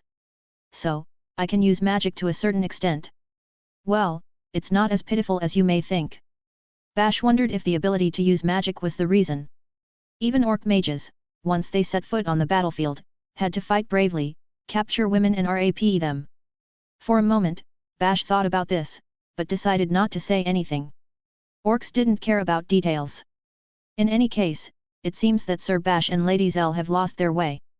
"I have a map, but the sun will be setting soon. How about spending the night at my house?" suggested the old orc. "You sound like a human," commented Bash. "I was held captive by humans for many years, so I've adapted. I don't even know how other orcs talk anymore." "Well, come this way." The orc elder smiled kindly and gestured for Bash and Zell to follow him. Without any reason to refuse, they obediently followed him into the house. The house, a half-destroyed fortress, was picturesquely decorated. There were cozy chairs and tables. The roof was pitched, but the western sun shone through the round roof window, making it strangely luminous. On the table a crystal ball lined with a cauldron that gave the impression of being very wizardly, and on the wall were dried medicinal herbs. It was not orc-like, but wizard-like. Inside that house, something surprising was sitting. "Dau." It was a child. It was a small child, not yet able to fend for himself. A very small, orc child. His skin was red. A red orc. "Why is there a child here?" "Why? Because he's my son." "Your son?" Bash's voice grew louder at the unexpected answer. The red orc boy looked at Bash with a dazed look. There was a lack of confidence in his eyes. He didn't know his age, but he didn't look older than 3 years old. "That's right, why are you getting excited?" "What?" At that moment, something flashed through Bash's mind. It was a terribly ugly feeling. Didn't you know that the Orc King forbade non-consensual relations with other races? Bash had endured a hard journey as an Orc hero. He had followed the Orc King's orders and had tried his best not to engage in forced sexual acts with women of other races. However, the Orc mage before him had apparently raped a woman and left her pregnant. The fact that they were living together probably meant that he had captured her, a woman here. In other words, what had welled up inside Bash was anger and jealousy towards someone who had defied the Orc King's orders. Bash, the Orc hero, at the pinnacle of martial prowess, the envy of all orcs, had felt jealousy. "I am aware of that," said the Orc mage. "You are aware that you captured someone by force and forced her to bear your child." Bash's tone became intense. Bash was usually quite tolerant of the actions of others, but after a year of hard work, he couldn't help but feel indignant. Depending on the circumstances, he might even consider killing this Orc mage. By force? "I didn't do anything like that." However, the response he received in return was contrary to Bash's expectations. Normally, an ordinary orc would boast about it, saying something like, "Of course. I also wanted to tell Sir Bash. She played hard to get while I was fucking her, but as soon as she found out she was pregnant, she turned pale and burst into tears." But the Orc mage in front of him claimed otherwise. "So how did you make the child?" To this obvious question, the Orc mage answered as if it were the most natural thing in the world. "Well, I courted her, of course." It was a totally unexpected answer for Bash. "Did you woo her?" "Really?" It was so shocking that Bash, the Orc hero, became nothing more than a puppet repeating what he was told at this response. Wait a minute. However, even though Bash had become a mere puppet, there was still someone who could speak. Bash always had his companion by his side. Yes, it was Zell, the self-proclaimed fairy heroine. So, you're an orc, but you married a human woman in the human way. Zell's keen understanding allowed her to see through what the orc mage meant.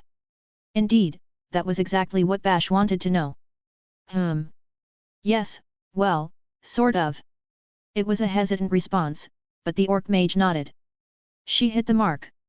It wasn't difficult for Zell to understand the situation. I see. So that's how it is. That's right. I didn't force any woman. Understand? Of course. I'm glad the misunderstanding has been cleared up. Please, have a seat. I'll prepare tea right away. Bash couldn't hide his surprise but obediently took a seat. The chair was a bit small for an orc. The orc mage was using a small kitchen and utensils too small for an orc, boiling water meticulously and preparing tea. It wasn't very orc-like. In their society, such a display would be ridiculed as weakness. But why was it? Strangely, it felt convenient. It seemed strangely natural. No, the reason was clear. Orcs didn't lie. This man had said he courted a human woman. With this knowledge, the house not designed for this orc started to look different. It was a house designed to cater to humans, a house that this orc mage had created to accommodate humans. The chairs, the table, everything was made to fit a human woman. Even his gestures and movements seemed adapted to a human woman. The orc mage before him must have used every trick in the book to attract a woman. In other words, he knew how to conquer women. He was an orc with wisdom and knowledge. With this in mind, the slim orc with blue skin began to look like a sage. However, despite that, there's no human woman here, right? You don't live together. The orc mage's hands stopped. He looked at the child and smiled with a slightly teary expression. My wife passed away before me. I see, this area was also a fierce battlefield. Yes, that's right. Even those who had lived happily couldn't escape the inevitability of death. It was a common story. Bash and Zell didn't pay it much mind. In war, everyone had the same chances of dying. And the name? My wife's name? It was Saw. Not hers. I mean your name. Well, I am, druider. That's what I've been called. It was an unusual name for an orc, but Bash didn't mind. I see, druider. I have a request. Bash stared intently at druider, who had introduced himself once again. There was a strong determination in his eyes.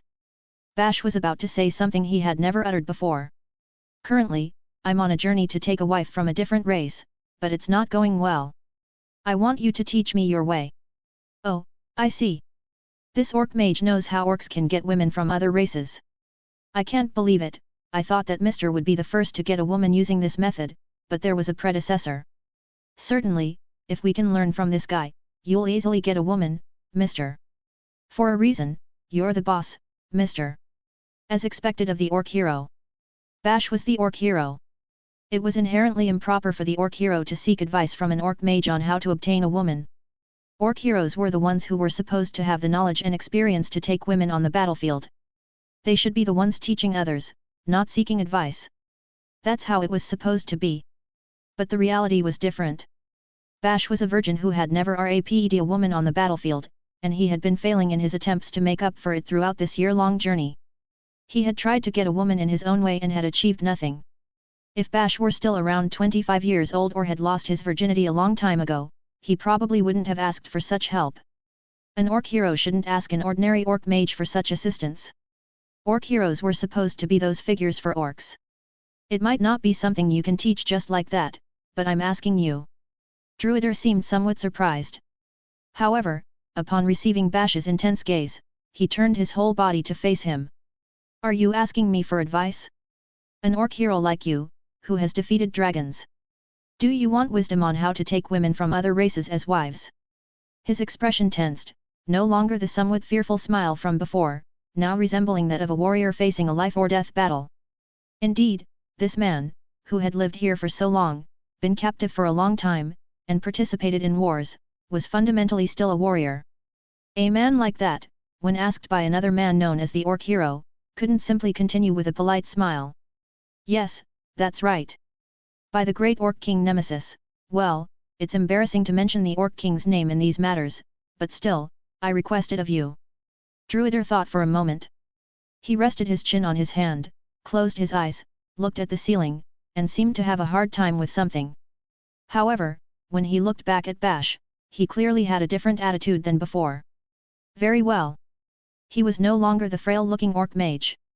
He appeared full of wisdom, exuding an aura of unique intelligence that comes from those who have accumulated knowledge and sharpened their wisdom over a long life. He looked like a sage. If you, the Orc Hero, wish for it, then I will impart all the knowledge I possess to the best of my ability. Are you sure? Yes. However, in exchange, please promise not to harm us. I mean, not to harm my son, no matter what happens. I swear by the great Orc King Nemesis. And so, for the first time in his life, Bash gained a mentor.